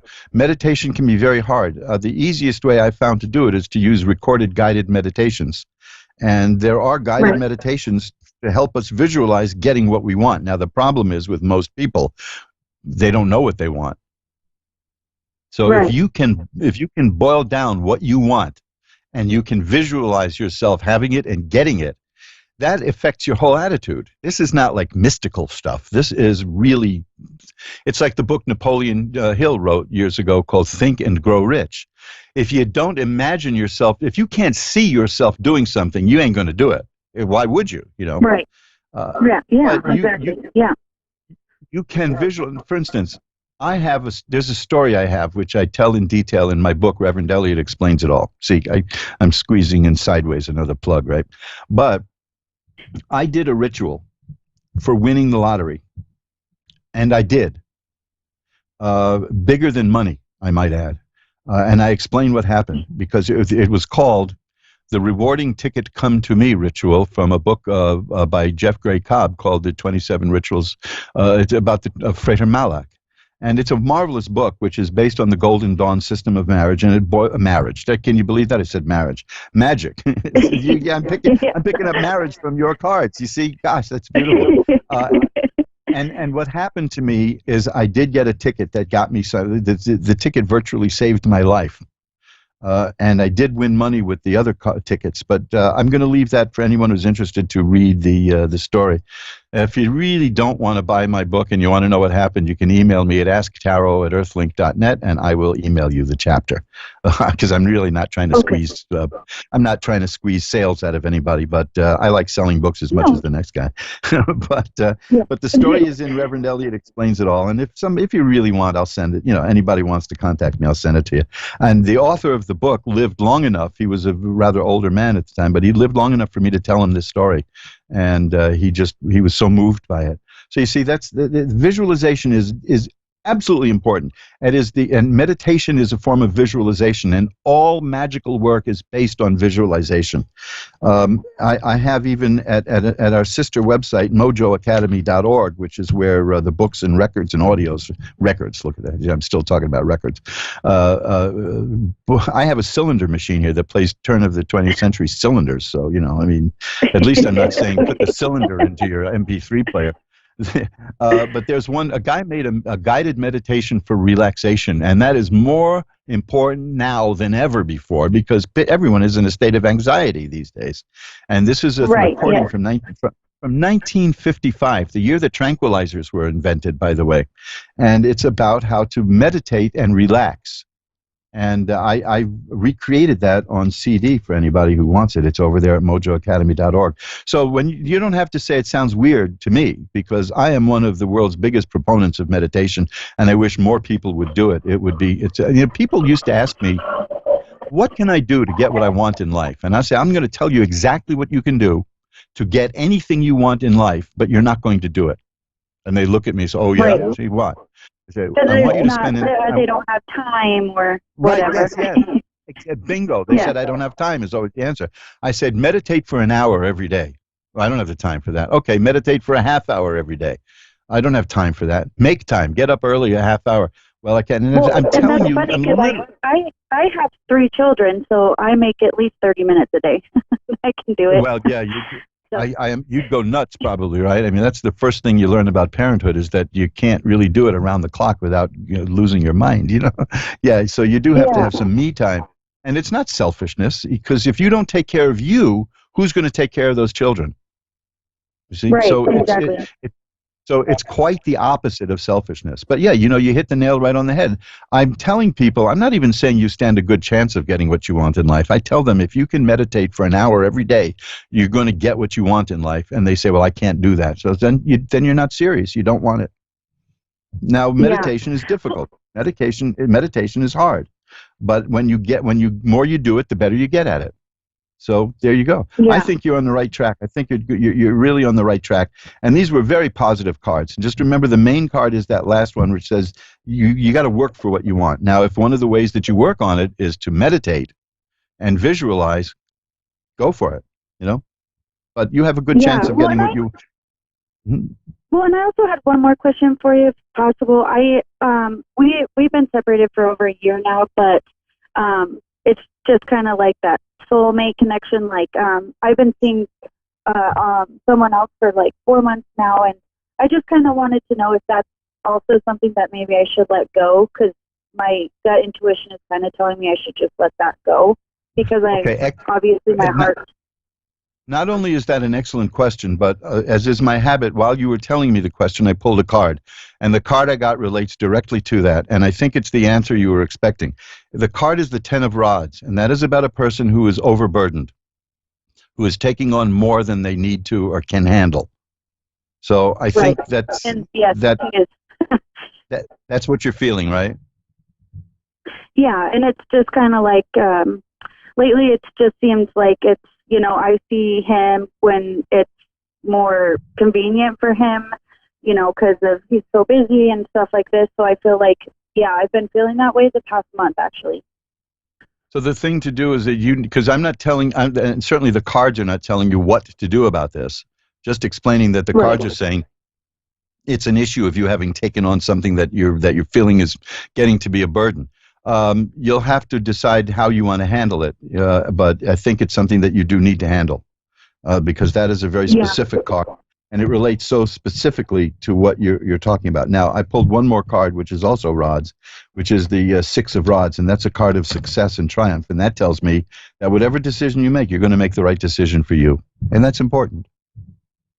Well, and it's just, you know, I care for him a lot, and he's a really good person, but the father, he has my heart, and even though he broke it in 1,000 pieces by doing what he did, that's just where I am. That's just, he just has my heart, and I just don't want to be unfair to this person, you know, but he kind of know what I'm trying to say, so I don't know. I kind of feel like, you know, I'm just in the mix of.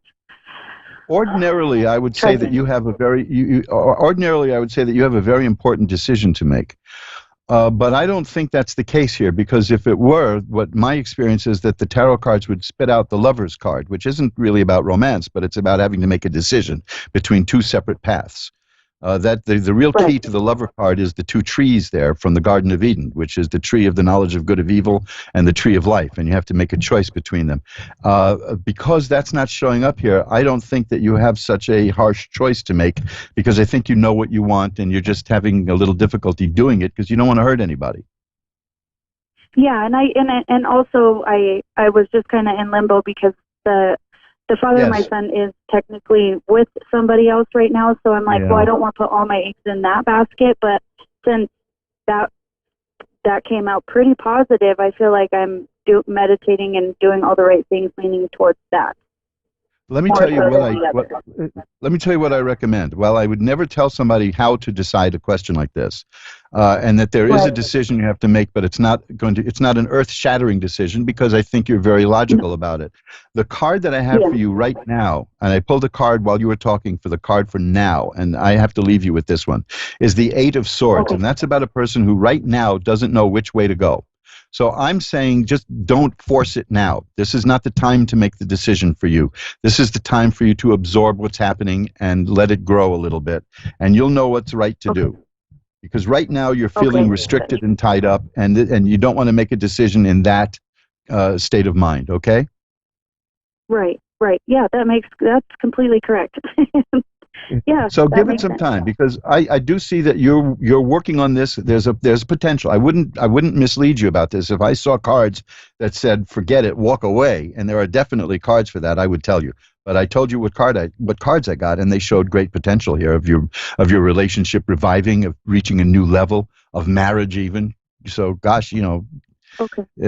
You know, I see tremendous potential there. So I've got to run. I've got to take some more calls. And yeah, perfect. Thank you so much for your time. My pleasure, and thank you for an interesting call and reading. Bye now. Yeah, thank you so much. Bye. And we're going to shuffle up the cards again. You're listening to Reverend Elliot's Magical Window with me, Reverend Elliot, coming to you live from the city of New York, where it's a wonderful 69 degrees now on August 19th. Isn't that something, huh? I can't believe it. You know, we haven't used our air conditioning once this summer. We just left the windows open, and we live in an old building that has cross ventilation. It's from built in the late 1800s, so we get that cool breeze blowing from one end of the apartment to the other, and that's just beautiful. You can get in touch with me. Remember, if you don't get through tonight, I know a lot of people want to get through, but we only have a limited time. And if you want to get through to me off the air, it's Ask Tarot, make that one word, ASKTAROT, at earthlink.net. And I will be happy to pull a few cards free of charge for any listener. It's a free consultation, which I'm always happy to do. I usually, you know, for people who aren't Ask One Radio listeners, I'll charge a little fee for a consultation to see if there's any possibility of doing more magical work or a reading. But that's just to keep the curiosity seekers away. Now, I know you're serious about it, or you wouldn't be listening to Ask One Radio. So, for the Ask One Radio listeners, no fee. It's a free consultation. Take the R out of take the R out of it, then you get fee. Put the R in fee and get free. Put it at the end and you get fear. So we don't want to do that. No. And you can drop me a line at asktarot@earthlink.net. And, you know, there's also some people who may want a private reading because you don't want to talk to people with a few 100,000 to 1 million couple of people listening at the same time. So please feel free to contact me off the air. We will now go to Nikki in Tampa, Florida. Hi, Nikki. You're on with Reverend Elliot. Hello. How are Hi, you? Nikki.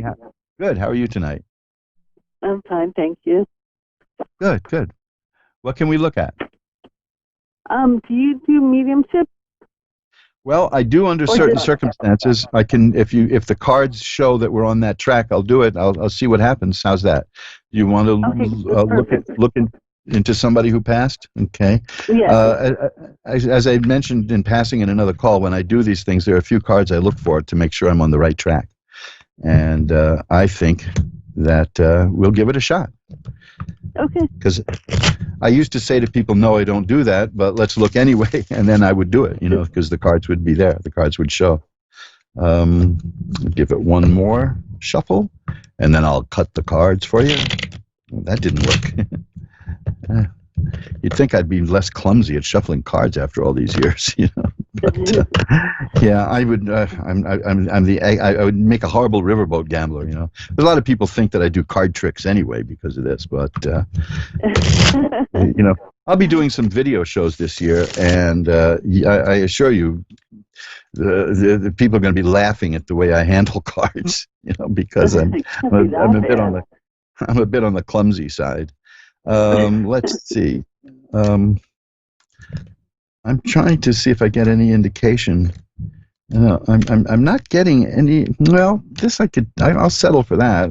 The Hermit card is about somebody who guides you. It's about somebody who can give you help and guidance. So let's start with that. Maybe that's somebody trying to reach out and say that. Because you can't be too dogmatic about these things, but I do look for specific cards, like the Death card or the High Priestess, which came up earlier. But a major card like the Hermit also fits in. Good. Okay, the Judgment card, that's another one that I look for that. So we're on the right track. We're definitely on the right track here. Okay. I'm going to have to ask you kind of an uncomfortable question for me anyway.